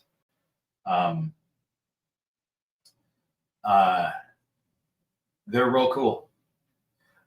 A dwarf berm might be cool. I haven't, I don't know anything about dwarf berms. I know that they exist. I don't know what dwarf means in a Burmese. Like, how big is that? I don't know. Somebody put it in the chat if you know. I should look into them. I know that they're a lot more rare than a dwarf or super dwarf retic. But I would like to know more about them because that might be a cool thing. If they're not, dwarf could mean they're not 14 feet, they're 10. And 10 would be too big. Riley says 8 feet for a big female. Okay. That's not bad. Thanks, man. Riley's got a lot of knowledge, you guys. We've got a video coming out soon where I went to Riley's place. It's coming out eventually. It keeps being pushed because I've got to put these Reptile Show videos out. But Riley has a cameo in next week's Reptile Show video. So that's fun. We had a good time at that show. And Riley's also a new Patreon member too. Riley, that's amazing. Thanks for being a Patreon member. I think you're gonna like it. It's a great group over there. And actually, Riley, you being in, if you join the Discord, I don't know if you're into that kind of stuff, being on Discord, but you would be a valuable resource, I think, because there's a lot of snake talk of other types of pythons and stuff like that I think you could lend a lot of knowledge to in the Horde of Keepers Discord. Says Bob, we've spent 3 of the last 5 weekends together, oddly enough. Yes, we have. We've been at so many reptile shows together. It's been fun. Yeah, man, hop on the Discord and make sure that your Patreon and Discord are connected. And the way that you find this out, this is for everyone who's a Patreon member and also on Discord. If your name shows up in green, that means that you can see the hidden Horde of Keepers channels. If your name is white, in white, you're not able to get into those Horde of Keepers channels. So you've got to connect your Discord and Patreon. And the way to do that is to just ask a moderator. They'll send you a thing because the moderators have the information on how that's done. You guys, how great is Willow? What a cool ball python, right? So unique looking.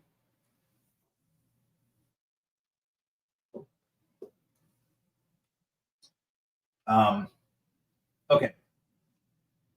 Where were we at? Did I finish my coffee? Almost. I'm about to.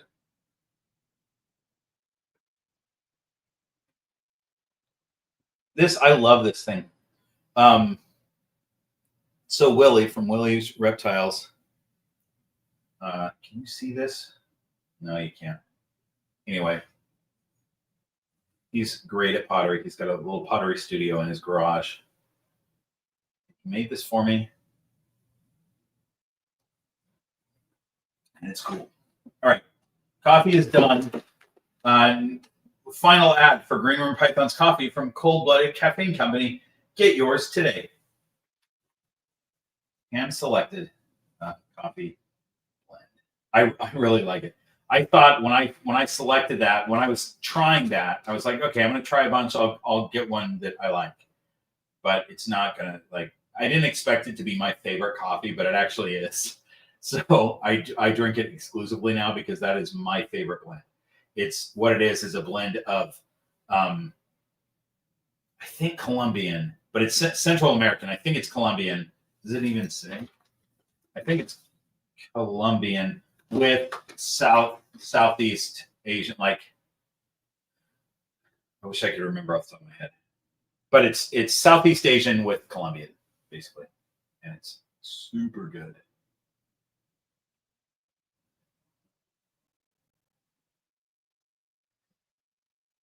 Look at this. Here's a review. Thanks, Crisis. Such good coffee. Everybody has their own coffee preferences, but give it a try. If you try it, let me know what you think, because I want to know how my taste matches with other people's taste.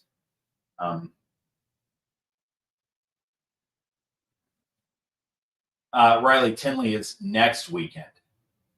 I know this because I'm going out of town for something else this weekend. And I come home for like 2 days and then I'm back out of town. Okay, let's feed some snakes and not this one. So I'm going to put this one back and we'll get to feeding. Oh, let's see if we can feed Douglas before his lights turn out. And those lights could go out any minute now. So hang on a second. Hang on. I'm going to put Willow back. This lovely girl.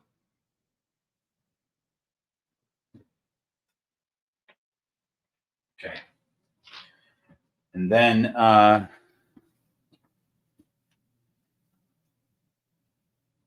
you know what? Here's what I want to do. Let's just see. Hang on. Let's just see if Banjo wants to come out and say hi, because there were a few people that were interested in seeing black-headed pythons. And before we feed anybody, hi, bud. Hi, pal. You want to come out for a minute? You can come out and show your face, show how big you're getting. Since Banjo happens to be out right now, let's see if he'll just make a move, and then I'll get him when he's more than halfway out. I'll get him.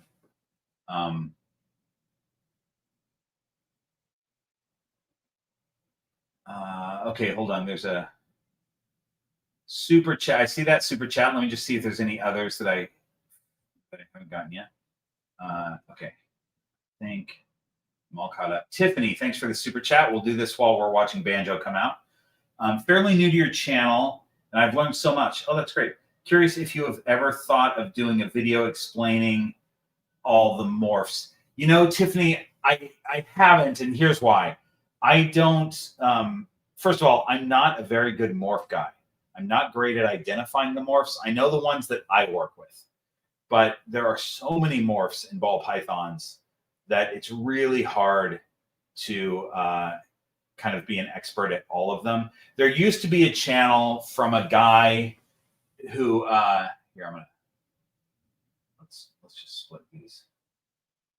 There used to be a channel that's not around anymore from a guy who used to go over all the morphs, and he would do it by using Morph Market. And he would say, here's this morph, and here it is combined with this and this and this. The problem that I had with that channel is this guy knew nothing about what he was talking about. And so if he gave any ball python information, it was like hit or miss wrong because he was just making it up in his head. And he fortunately is not, had a very popular channel because it was morph based. It was, you could actually learn about morph because I'm going to grab him before he knocks this thing over. You know, he was looking up stuff on Morph Market and showing you those Morph Market pages. Oh no, look at this. He just uprooted a plant. He grabbed this poor plant, though it's dying anyway.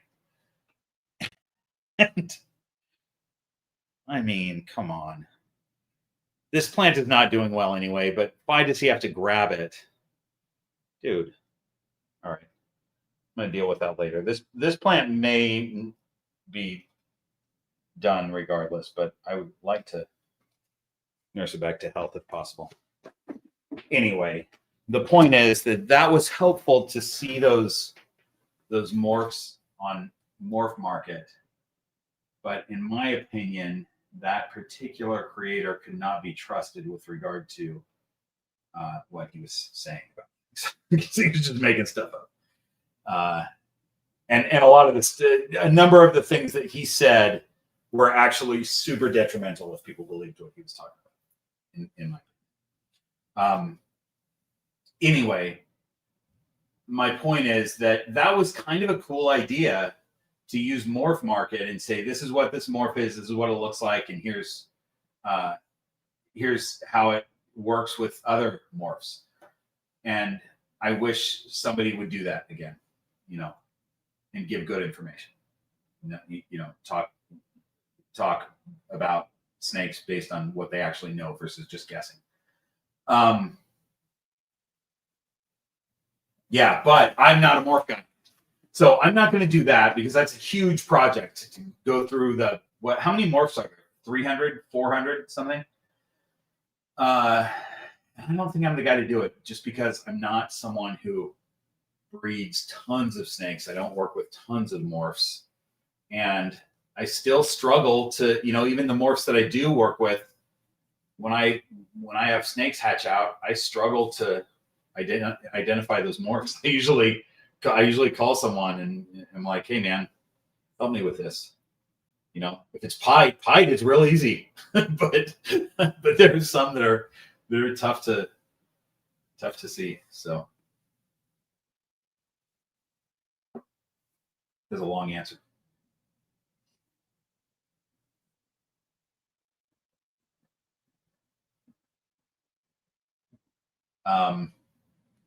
Crisis says I gave up on learning morphs. I kind of did too, but not really. I love to know about the morphs. I don't keep up with it. Here's Banjo, by the way, you guys. How handsome he is. I don't keep up with it, and I wish I could, but it's not the aspect of snakes that I do love how genetics works. I love the science behind genetics, and that's cool. But snakes themselves are way more interesting to me than the paint job. You know, how they behave, how they think, how we can develop a relationship with me. That's way more interesting than what the snake looks like. Although I do love what they look like too. I think that's cool. And I love how the genetics work. So it is the thing I'm interested in. It's just not the thing that I focus on. I just saw a super chat. I'm going to put Banjo back very soon because we do need to get to feeding some snakes. I just wanted to bring a blackhead out because there were some requests for Banjo or Maya. And we'll get to these super chats right now. Stephanie, thanks for the super chat. Oh my God, Bob, our boa is shedding her skin right now. Oh my gosh, I love that. And she's having a good shed, one piece shed. Your boa care guide helps so much. You're the best, Bob. Oh, that's so nice, Stephanie. Thanks for saying that. I appreciate that. I had to be real careful with that boa care guide and make sure that I was giving the right information because obviously I'm someone who has one boa, and people trust me. I think for people who like my channel, trust what I say, and I need to make sure that I'm saying the right thing. I don't want to make big mistakes. I don't want to say the wrong thing, and I'm not a boa expert, so I did a lot of work to make sure that what I was saying about boas in that care guide was correct.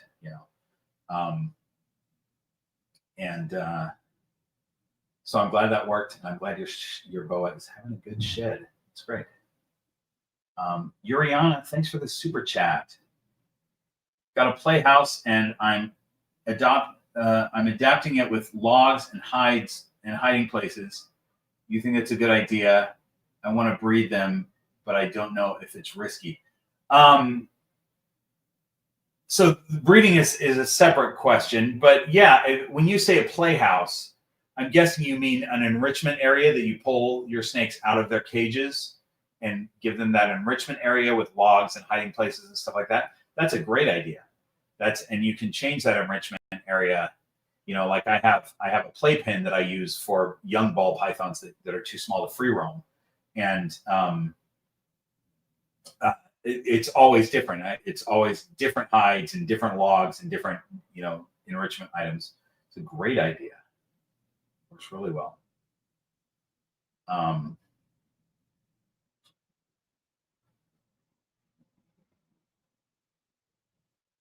Okay. I'm glad people enjoyed the boa care guide. People always ask me to do, I get requests for care guides for different species. And especially like people are waiting for my carpet python care guide.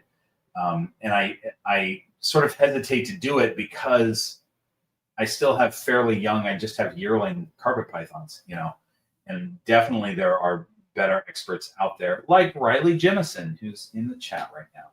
He's an expert on carpet pythons. And we're doing the video that I'm coming out with him. I'm at his facility and we're talking carpet pythons. It's not a care guide, but I'm interviewing him about carpet pythons, and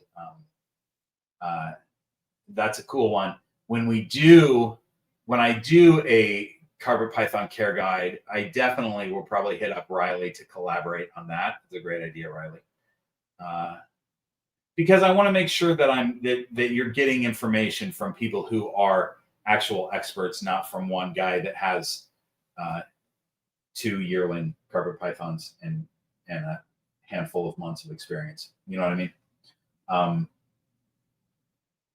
I want this channel to be a trusted channel, and I don't want to pretend like I know everything about every snake, because I certainly don't. I don't know everything about any snake. All right, let's get this one back in his cage, and we'll feed some snakes. But you guys, look at how big Banjo's getting. I mean, look at this snake. Do you remember when he was tiny? Remember when I first got him and he was tiny? Look at him now. And look how pretty. Look at that back. Look at that dark back. There's a I don't know if we call it a morph. I'd have to talk to Derek Roddy about it, but Derek Roddy has tiger black-headed pythons, which are sort of this. I wouldn't call Banjo a tiger because you see some striping that goes across the back. Derek Roddy's tiger black-headed pythons are black all the way down. It's really cool. So Banjo's not tiger, but he looks very close to it, and so does Maya. So when people see my black-headed pythons, if those are the only black-headed pythons that you're used to seeing, that's not what a normal black-headed python looks like. They don't usually have this super dark black back, but it's what I really like. So there's no way that I could afford a tiger black-headed python. I think those are like $5,000 or $7,000. It's super expensive. But just having the dark back is something I really like in a black-headed python. And both of mine have that. I'm real happy about it. Banjo's getting big. That's the point that I'm trying to make. Let me put him back. And then I promise we're going to feed some snakes. Here we go. I'm going to try to replant that plant tomorrow. It's not doing that plant any favors that it has to spend a night out of dirt. Maybe I'll plant it tonight after the live stream. Okay, so hang on. Amy, are you there? Yeah. Hi. Hi. Oh, why do I have all these?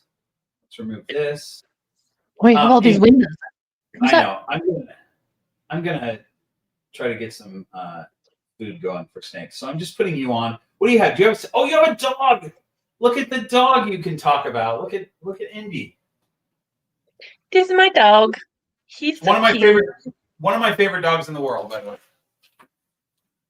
He's a good boy. He did not get to be in the room when Dodger was here because he will not stay out of Dodger's face. He likes to get all up in the snake's faces, huh? And Dodger's not the snake for that. So Brady brought me a sandwich and took Dodger upstairs, and Indy got to come downstairs.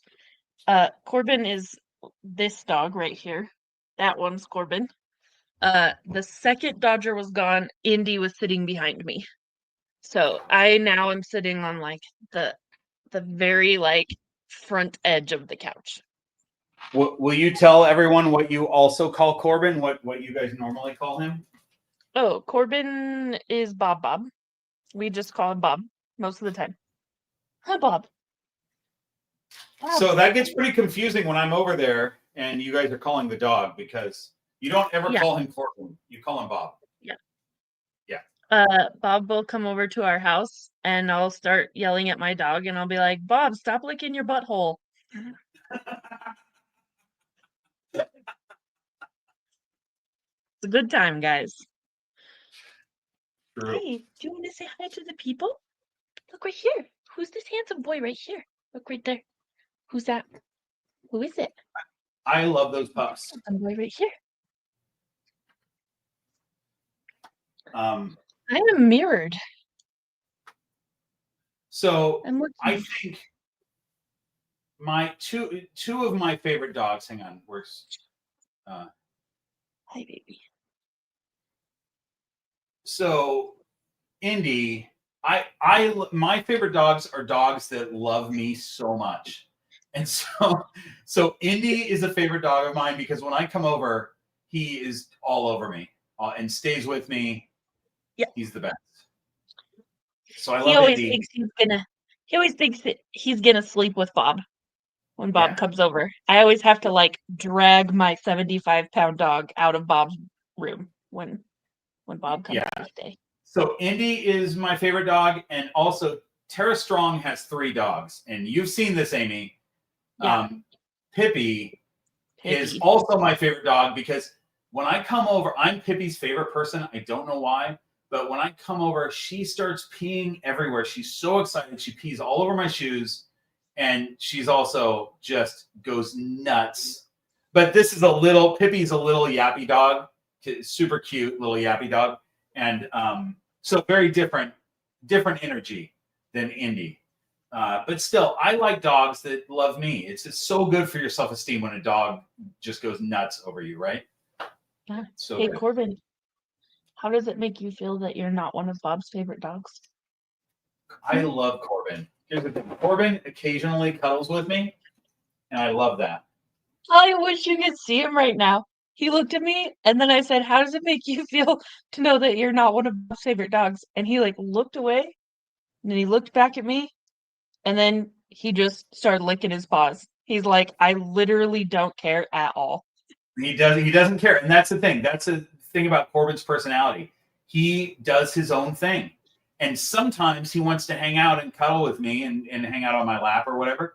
But usually he's just doing his own thing, which is great. I love that dog too. But it's the dogs that are so needy, like, oh my gosh, I have to be with you all the time. And that's Indy for sure. And it's definitely Pippi also. He's my little shadow boy. Guys, both of my dogs are golden doodles. So their moms were but unrelated. retrievers. So Corbin and Indy are unrelated, yes. As far as I know, because I only know Indy's mom is a different mom, but they're from the same area, so they could have been studded with the same daddy. So Corbin, and then my mom has one of Corbin's litter mates. So we've got Corbin and Sadie that are from the same litter. And I work with my mom. My mom lives like 5 minutes up the road from me. So the dogs get to play together all day, every day. Huh. And then Indy came to me as a rescue. I had a friend who texted me and was like, hey, this dog is looking for a home, and he looks exactly like Corbin. And he does. I have on multiple occasions had people get my dogs confused. Indy is my little shadow boy, and he doesn't have a tail. Indy has a little nubby that just wiggles back and forth when he's super happy. Corbin is, I would say that Corbin is a more confident dog than Indy. Indy is very needy, like needy with you. When I come over, he's super excited, needy. Corbin is fine doing his own thing. He's just more confident in himself. Corbin prefers to do his own thing. Over the last couple of years, I mean, this is a bad time to say it because Brady was just barely trying to get Corbin to go upstairs with him, and Corbin was like, no, I don't want to do that. But that's because I have a like a pastrami and corned beef sandwich sitting right in front of me that Corbin doesn't want to go upstairs with Brady. But Corbin is a daddy's boy. Corbin is just Brady's boy. So wait, I want to say that I'm going to switch cameras, but I want you guys to know that there's not like I just hit this mouse with a hairdryer. There's no way that scent particles have already gone into cages, but Stella and Echo are both on high alert, and it's because they heard the hairdryer. So the hairdryer is not a low frequency sound. It's a higher frequency, but they definitely can hear something from that hairdryer because they're on higher alert. And I noticed my other snakes, but I just see that happening right now. Okay, Amy, thanks for the dog show. You're welcome. Okay. We are moving to this camera now. So Douglas, just so you know, Douglas is over here. I'm going to try to target him to the other side of the cage so that you guys can see him eating, because there's a limit to the range of where I can set my camera, because it's on a cord, and the cord is reached its max length. So hang on, I'm going to hit this with a hairdryer one more time. I don't think you guys can hear the hairdryer because my mic is good at cutting that sound out. But I'll be interested to see. Okay. Here's my green room python's target that Brady Bentley, Amy's husband, made for me. I've got a whole bunch of them. See if we can get Douglas over here. Oh, he sees that target. He's all about it. I've kind of just paired food with the target before. I haven't had him follow it as much. But here I'm having him follow it, and he's actually doing a good job. Oh, now he's going away from it. Dang. Hang on. I'm going to hit this one more time with a hairdryer. Warm it up.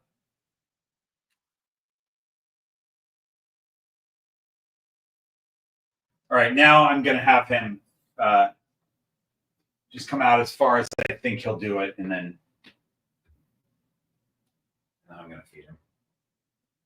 Come on, come up here.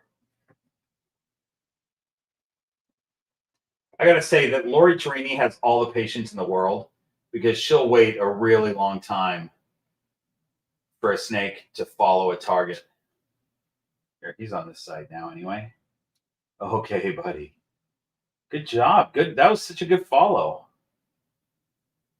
What he wants is a quail. But I don't have a quail for him right now. I got a mouse. Stay over here. Stay here. He's pulling so hard on it. But I want him to. He's still on his oh well, now he's still on his cliff. So I want him to not be on the cliff. But now he's wrapped the tongs, which of course is my fault. I don't know if you can see all that. You guys might be a little bit far away. If so, I apologize. I'm going to try to get my tongs out of here. Got it. Okay. Okay, great. So here's this guy with his mouse. Okay, good boy. There we go.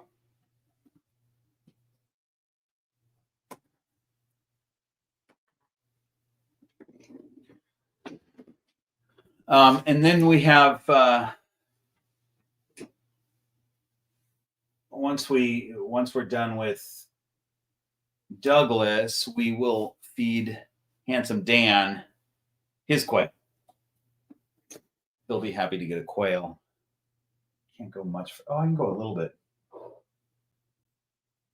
The one thing I can't do with this camera, and I really wish I could, when it's in webcam mode, is zoom in. Wouldn't that be nice if I could zoom? Okay. Super chats. Let's look. Stephanie just super chatted, but let me see if I have missed any because I have not been looking. Looks like I probably haven't. Yeah, okay. What do I do with my glasses here? I'm just going to watch him as I read a super chat. Stephanie, thanks for this. Hey, Bob, we're wondering which brand of thermometer hygrometer would be the best to use. There are lots of brands, and I was wondering what brand to use. Yeah, good question. I use, I have a lot of SwitchBot, and those work really well. And then Govee works really well also. They're kind of 6 of one, half a dozen of the other. Either way, you still you work with it on an app. So I would get one of them and stick to that one. And I'm trying to think if I have a, I did a sponsored video with SwitchBot a long time ago, and I don't know if the code still works. There's probably a code for SwitchBot. You might look in the description of this video to see if there's a discount code for SwitchBot. If there is, you can try to use that. I don't know if it works anymore. And I don't even know if it's there. I should look at the stuff that auto-populates on my descriptions and make sure that everything is still current. But they both work great, SwitchBot and Govee. You can check them from your phone from anywhere. So that's what I use. And I'll tell you, I don't have thermometer hygrometers in every cage because the thermometer is this. This is what I'm using to actually judge temps in my cages. The thermometer hygrometer I'm only using for humidity, and for most of my snakes, I can kind of eyeball that. But it's good to look at a hygrometer occasionally. So I think I have them in most cages, but I don't have them in all of them. Pirate Scales loves Govee. I mean, I don't blame you. Govee's great. Govee works great. All right, so Douglas is going to eat. That's a medium mouse that Douglas is eating. I keep up a little bit with the rest of that clutch. And it's interesting. Some people are feeding less, and some people are feeding more aggressively like I am. So it's interesting to see those snakes and how they're growing. I think Douglas is growing pretty quick because, you know, he's a long, skinny snake. And, you know, our strategy with feeding ball pythons is that we feed them enough when they're babies. We feed them enough to leave a lump in their belly. As they get older, and once, you know, a big female is eating a medium rat, you're not going to see that lump necessarily. Or a male, larger male ball python eating a small rat, you're not going to see that lump. But as they're growing, you know, you want to see a bit of a lump. For longer snakes, this is a semi-arboreal snake. This is the body type, by the way. When we talk about, you know, is a ball python semi-arboreal? They're a heavy-bodied, shorter snake. This is the body type for a semi-arboreal snake. That's not even arboreal. That's semi-arboreal, long and skinny. And so because their body mass is much longer, you're gonna leave a larger lump in their belly. Same with the super dwarf retic or retic in general. They're semi-arboreal. They're long and thin, and you can leave a larger lump in their belly. So a medium rat for him is going to leave a pretty good lump. I could probably feed him that's a medium mouse, which is much smaller than a medium rat. So I could probably feed him a large mouse and he would eat it just fine. It would just be a huge meal for him. And I don't want to tax his system that much. So we just do the medium mouse and he'll do fine with that. It will take him a minute to eat it. Let me just make sure that I've got all the super chats. I guess, Amy, you'd be flagging me, right? If I missed one. Amy keeps track.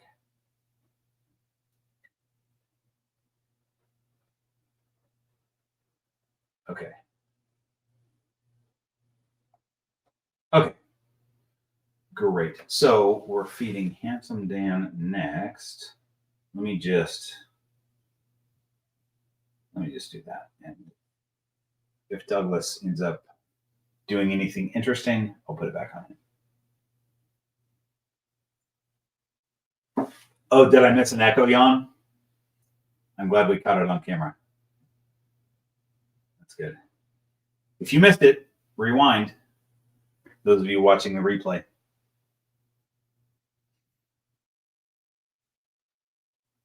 Okay, so what I have for Handsome Dan is a quail.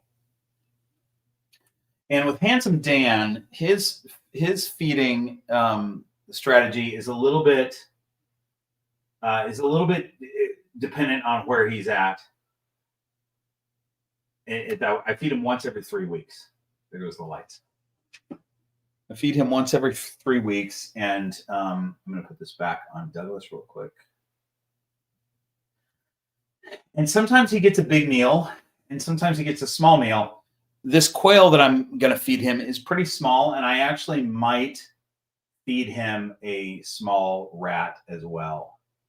But I'll decide that later on this evening. And also, like, if I have a leftover, I definitely will give it to him because I think he could use a larger meal. I'm feeding him a 1 to 2 week quail, I think, which is about the size of a small rat, but a quail doesn't have nearly the protein and fat that a rodent does, and it digests a lot quicker.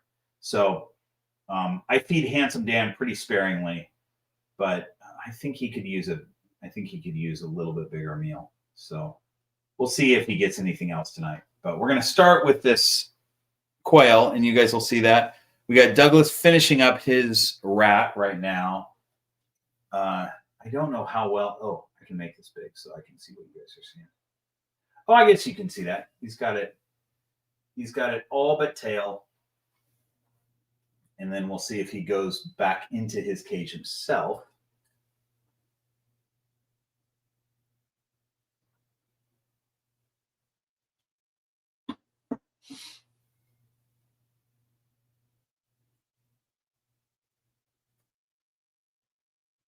Echo's hoping for some food. but she has, Echo's been getting some extra meals because we're trying to bulk her up a little bit to give her maybe a breeding season.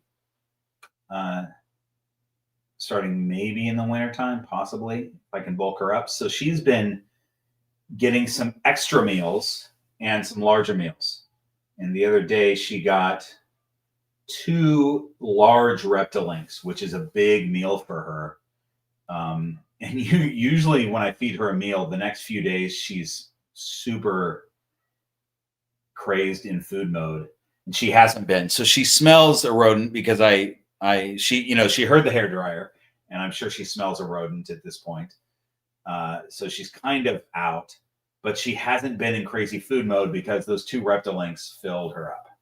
That was about 150 grams worth of Reptilink, which is a lot for her belly.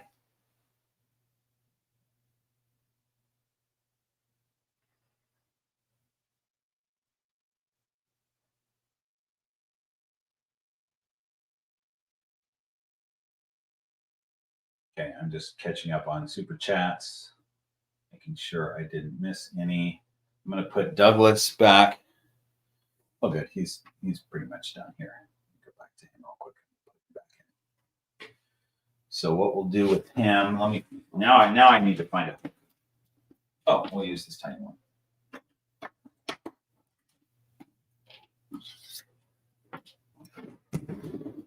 Just going to kind of move him.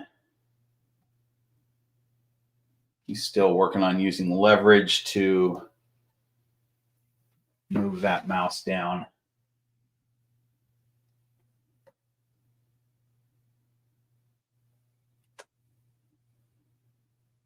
Oh, dude, can you let go of this? Okay. All right. Good. So he'll actually be on large mice soon, I think. It won't be long. All right. Hi. Welcome back to this camera.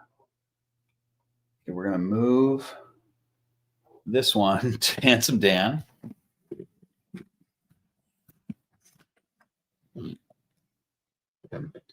Everybody asks about this. This is the camera that I take with me to reptile shows, and people ask about it. It's such a good camera for that kind of thing, for vlogging. It's the DJI, whatever it's called. It's DJI. It's a good camera. All right, so let's get it.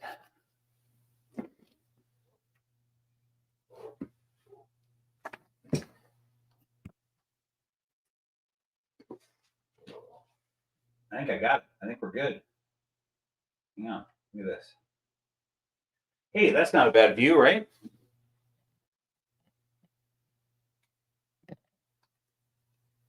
Thanks for being patient with me, you guys, as I do all the boring stuff of setting up cameras for you. Okay, let's get a quail for Handsome Dan. So, I used all my snakes. Here, I'll show you Handsome Dan while I'm getting this quail. And I'll tell you about this target training thing. All my snakes have had different targets. I had a blue circular target. What did I do with my quail? I had a round target, all kinds of stuff. But then when I got these green river pythons targets right here, I'm switching all my snakes to these. So I only use these. I usually give them that side, just the green side. But all of my snakes are switched to those now, and they seem to be doing pretty good with them. Oh, I found the quail for you guys.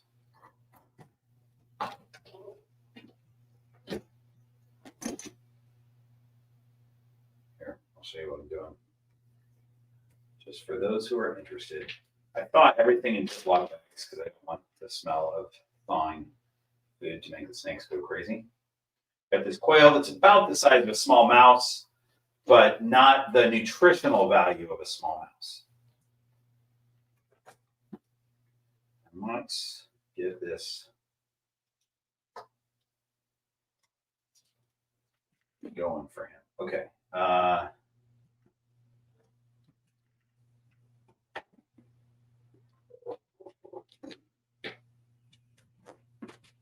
Here we go.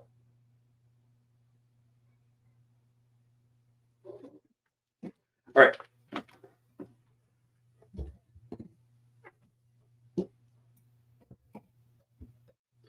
Handsome Dan has been used to a green. Where's his head even? He's been used to a green ball. Oh, he's. Hey, pal. Turn around. Hey, look at this. Oh, no. He just struck at it. Could you guys see that? Oh, yeah, you did. So he's been used to a green ball, but obviously he knows that this means food because he just struck at it. So now I'm going to have him try and follow this. I did not expect him to strike. Come on, bud. Right here. Good boy. There you go. Okay, yum. Oh, my goodness, yum. All right. There he goes. I think I surprised him with it. He usually doesn't strike at the target. He's pretty good with that target. But, you know, he knows that it means food. And I think when I surprise him with it, he's ready to strike. So you'll notice that I didn't warm that up. That's a room temperature quail that he got. And boas don't have heat pits, so they're not going off of the heat signature necessarily. At least boa and marauders don't have heat pits. Certain tree boas do. So I'll put that back on him once he starts doing anything interesting, but he's going to sit there with it for a while and think about it as he does.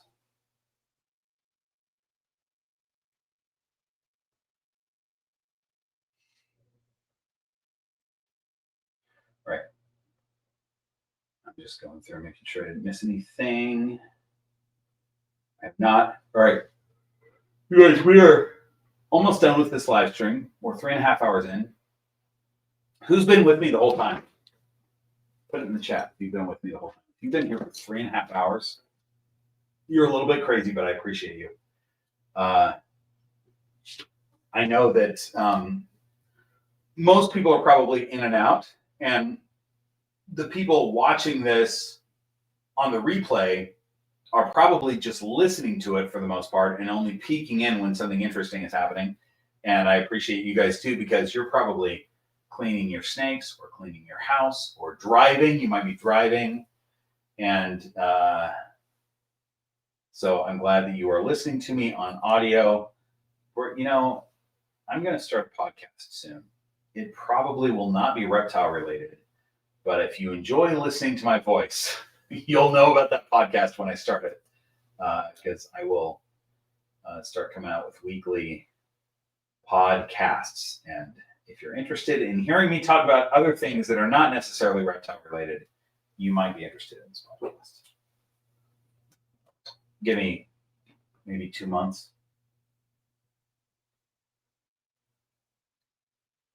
So I see all these people that say that they've been here from the start. That's so nice, you guys. Thanks for being here from the beginning. 3.5 hours is a long time to commit. You guys have very important things going on in your lives. The fact that you have committed 3.5 hours, even if you weren't sitting in front of it watching the whole time, the fact that you've had me on for 3.5 hours I appreciate it.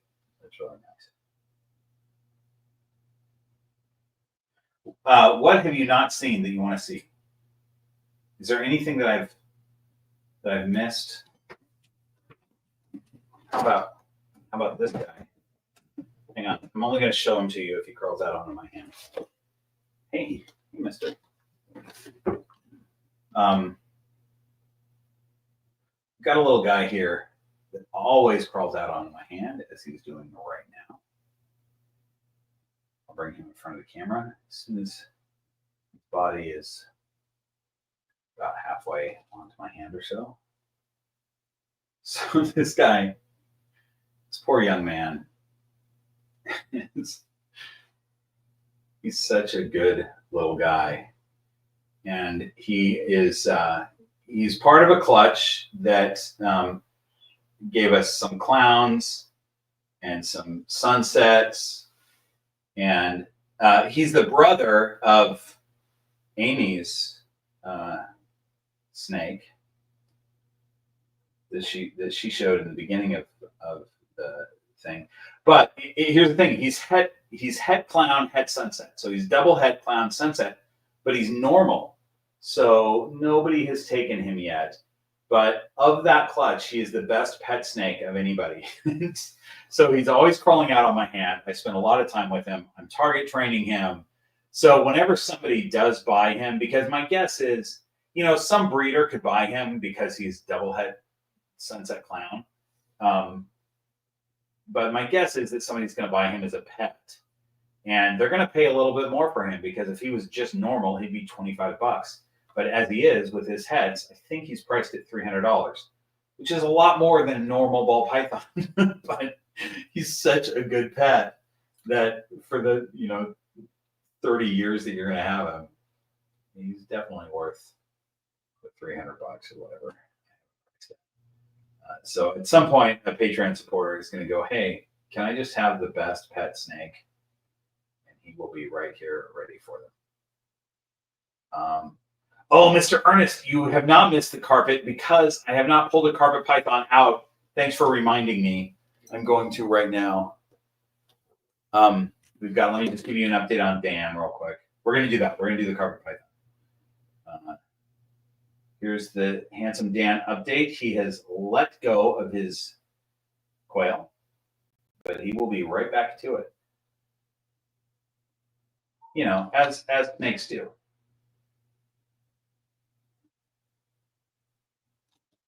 As snakes do. So anyway, I'm going to put this guy back. I mean, I may end up just keeping this guy. No, I'm not gonna do any crazy, like I'm not gonna put him on Morph Market if he doesn't sell to Patreon or anything like that. I may just keep him because he is the coolest as far as personality goes. Let me see. Hang on. So first of all, handsome Dan is going back in his cage. Here, you can see me do this. Because I feel like he's gonna do better with his coil. Oh my God, you guys, there is blood droplets all over the window. That's nuts. That would have happened when he hit that thing.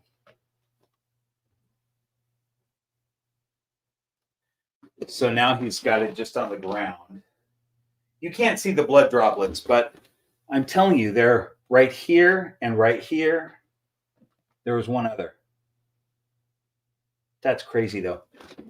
Anyway, so he's fully dropped it at this point, and he's looking at me, but I think he's going to go back to eating it.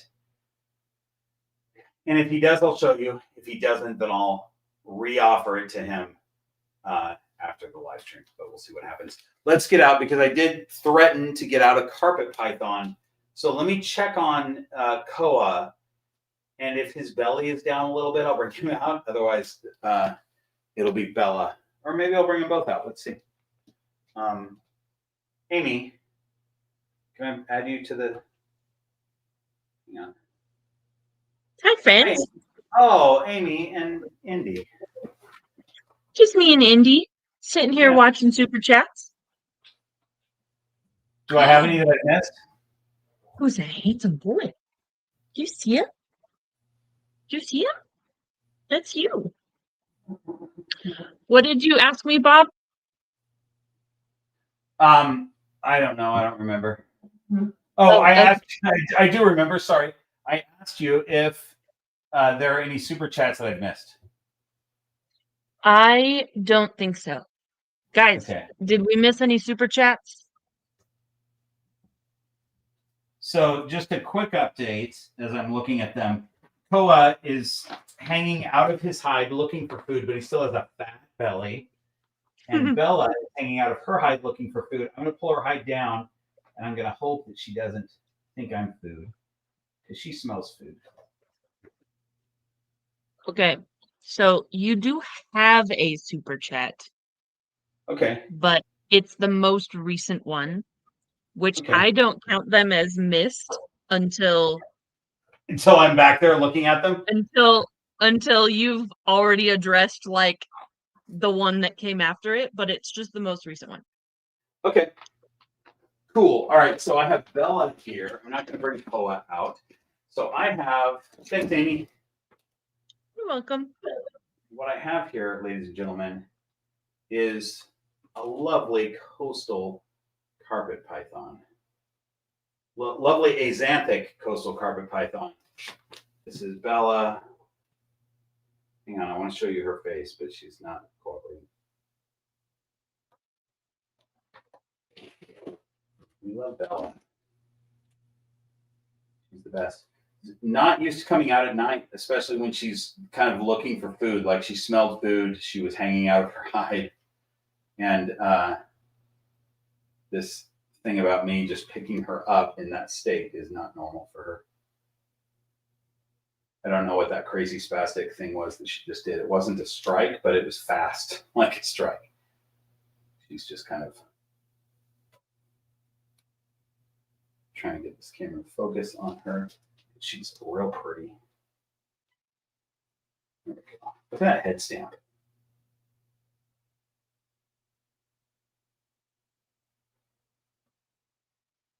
So pretty, this one. You're okay, young lady. You're safe. You're okay. All right. So, as I mentioned before, I fed Koa. Koa got a little bit of an extra meal. He got a small quail. I was planning on feeding him a tiny button quail and a tiny reptile. And what he ended up getting is a tiny button quail and 2 reptiles, because this one I still haven't been able to get to eat reptiles yet. So he got a little bit more food than I normally would feed him. I like to feed him sparingly, but he got a large meal this week, so he's going to take an extra day or so to digest that. Stephanie, thanks for the super chat. We've been with you the whole time, Bob. Awesome live stream. We loved it. Great show. You're the best. This is so nice. Thank you, Stephanie. Bob, look forward to seeing more live streams for sure. And we have learned a thing or two for sure. Oh, thank you so much. That's really nice. I appreciate that, Stephanie. I'm glad that you're enjoying the live stream. Glad that you've learned some stuff.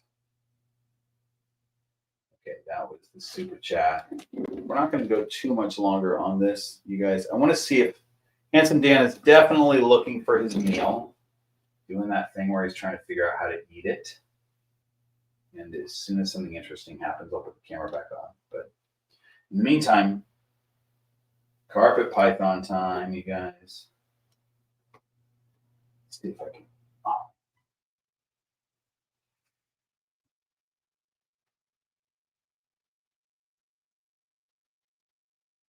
So Bella and Koa, I take them outside quite a bit. We do outside time. I carry them around. And so they're getting more confident. And I would say that Bella is a more confident snake than Koa is anyway. But I bring them out together a lot. Once they're older, just like we were talking about with ball pythons, once they're older, they won't be out together because even though they're different species, Bella is a coastal carpet python and Koa is a Brettles python. They definitely are close enough to breed, and Koa will want to breed with her, but they're quite a ways away from that, so they can still be out together and do their thing. She looks like she wants to strike my face, but she's never done it before. I don't expect her to. She's just, I think it kind of freaked her out a little bit that I pulled her out at night when she was looking for food.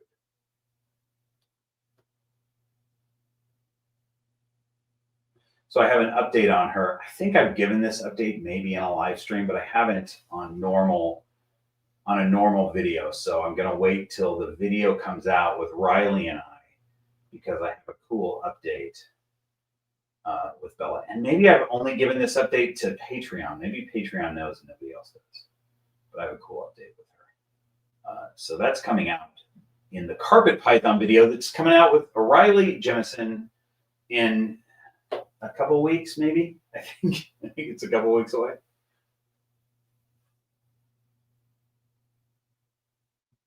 All right. So Handsome Dan still. Can you guys even see this? You see what's going on in this cage?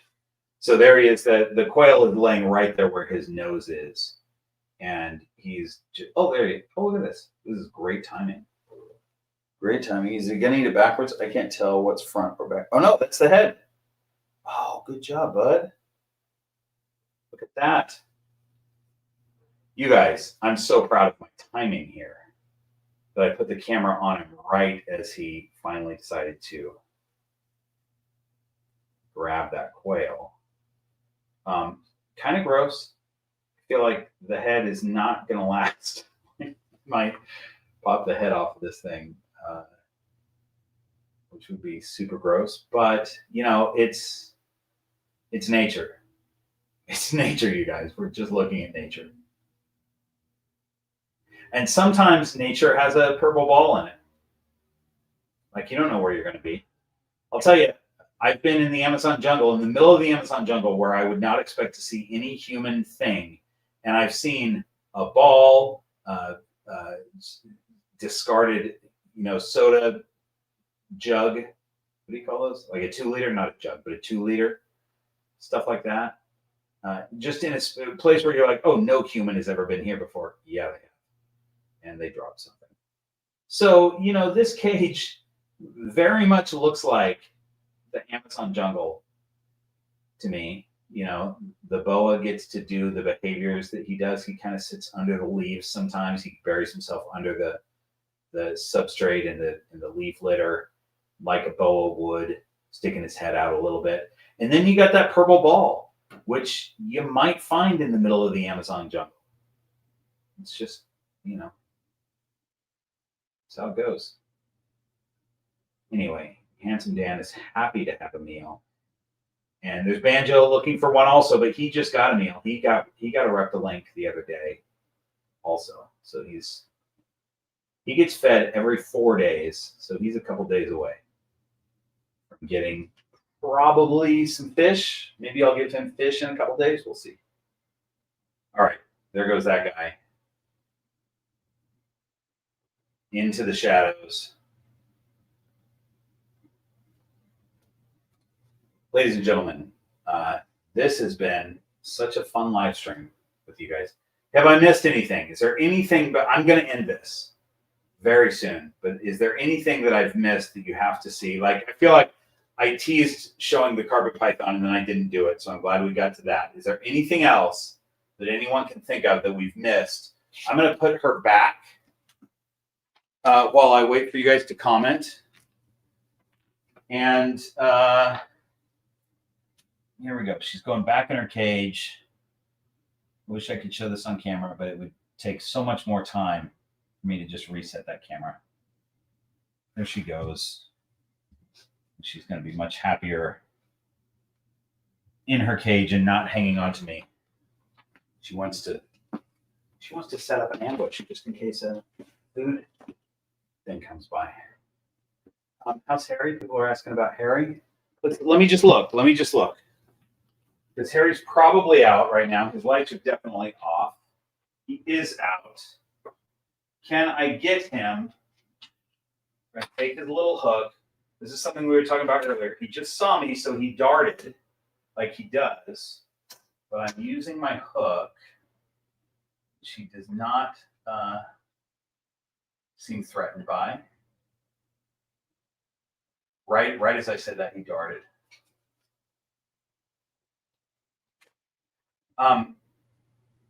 So African house snakes are real fast.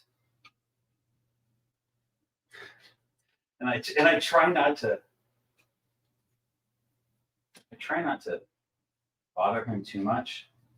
So this thing about me chasing him around his cage to show him off It's not something he's into.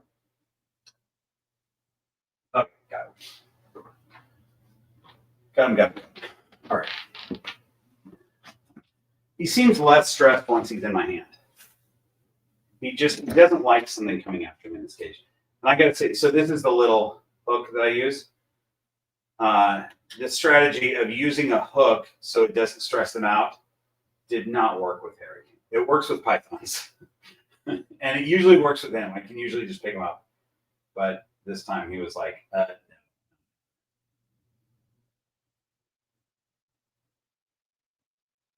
So Harry, I'm thinking about potentially breeding Dr. Harry Vanderspiegel. Hang on.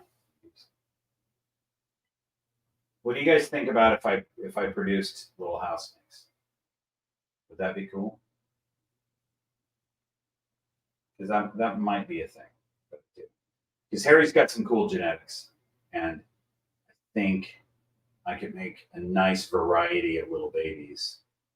And for people who want snakes for me that aren't as sizable as a python, these little house snakes are kind of the thing. They're pretty cool. So there's the good doctor. He likes to wrap around my hand. These are constrictors. Just in the way they hunt. They hunt and constrict their prey. And so when I'm holding him, he usually wraps around my fingers and squeezes them pretty tight because he's just good at that. He's got giant eyes. He looks like an alien. Problem is he's so small that it's hard to show that. It's hard for you to actually see it once it's zoomed up close, but he does have huge eyes. And they're getting bigger as he grows. Look at that guy. Silly little snake. All right.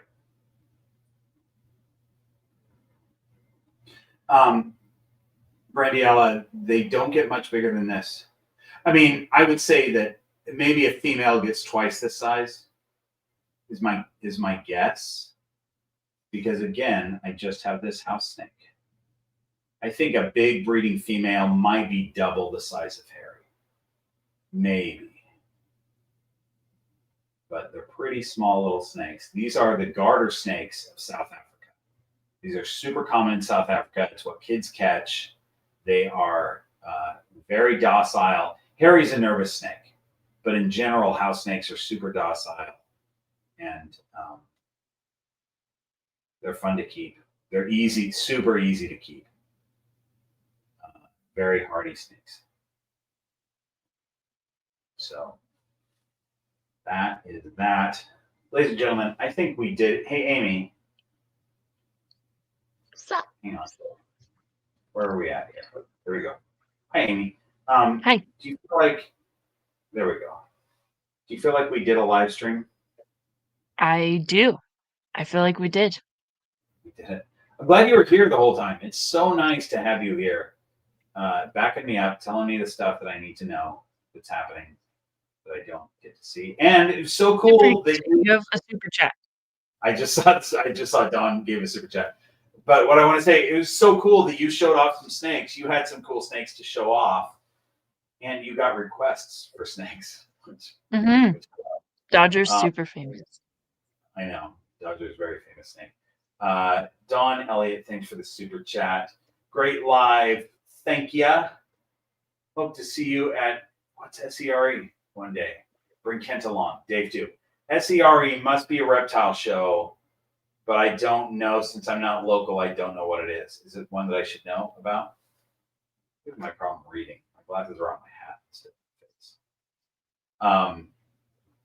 Thanks for that super chat. All right. I think we did it, Amy. Ladies and gentlemen, thank you for being here. This was super fun. I'll see you on the next one, and I'll see you next week, right as Harry's trying to crawl onto my hat. This is a great time to end it. Bye, everybody. Bye.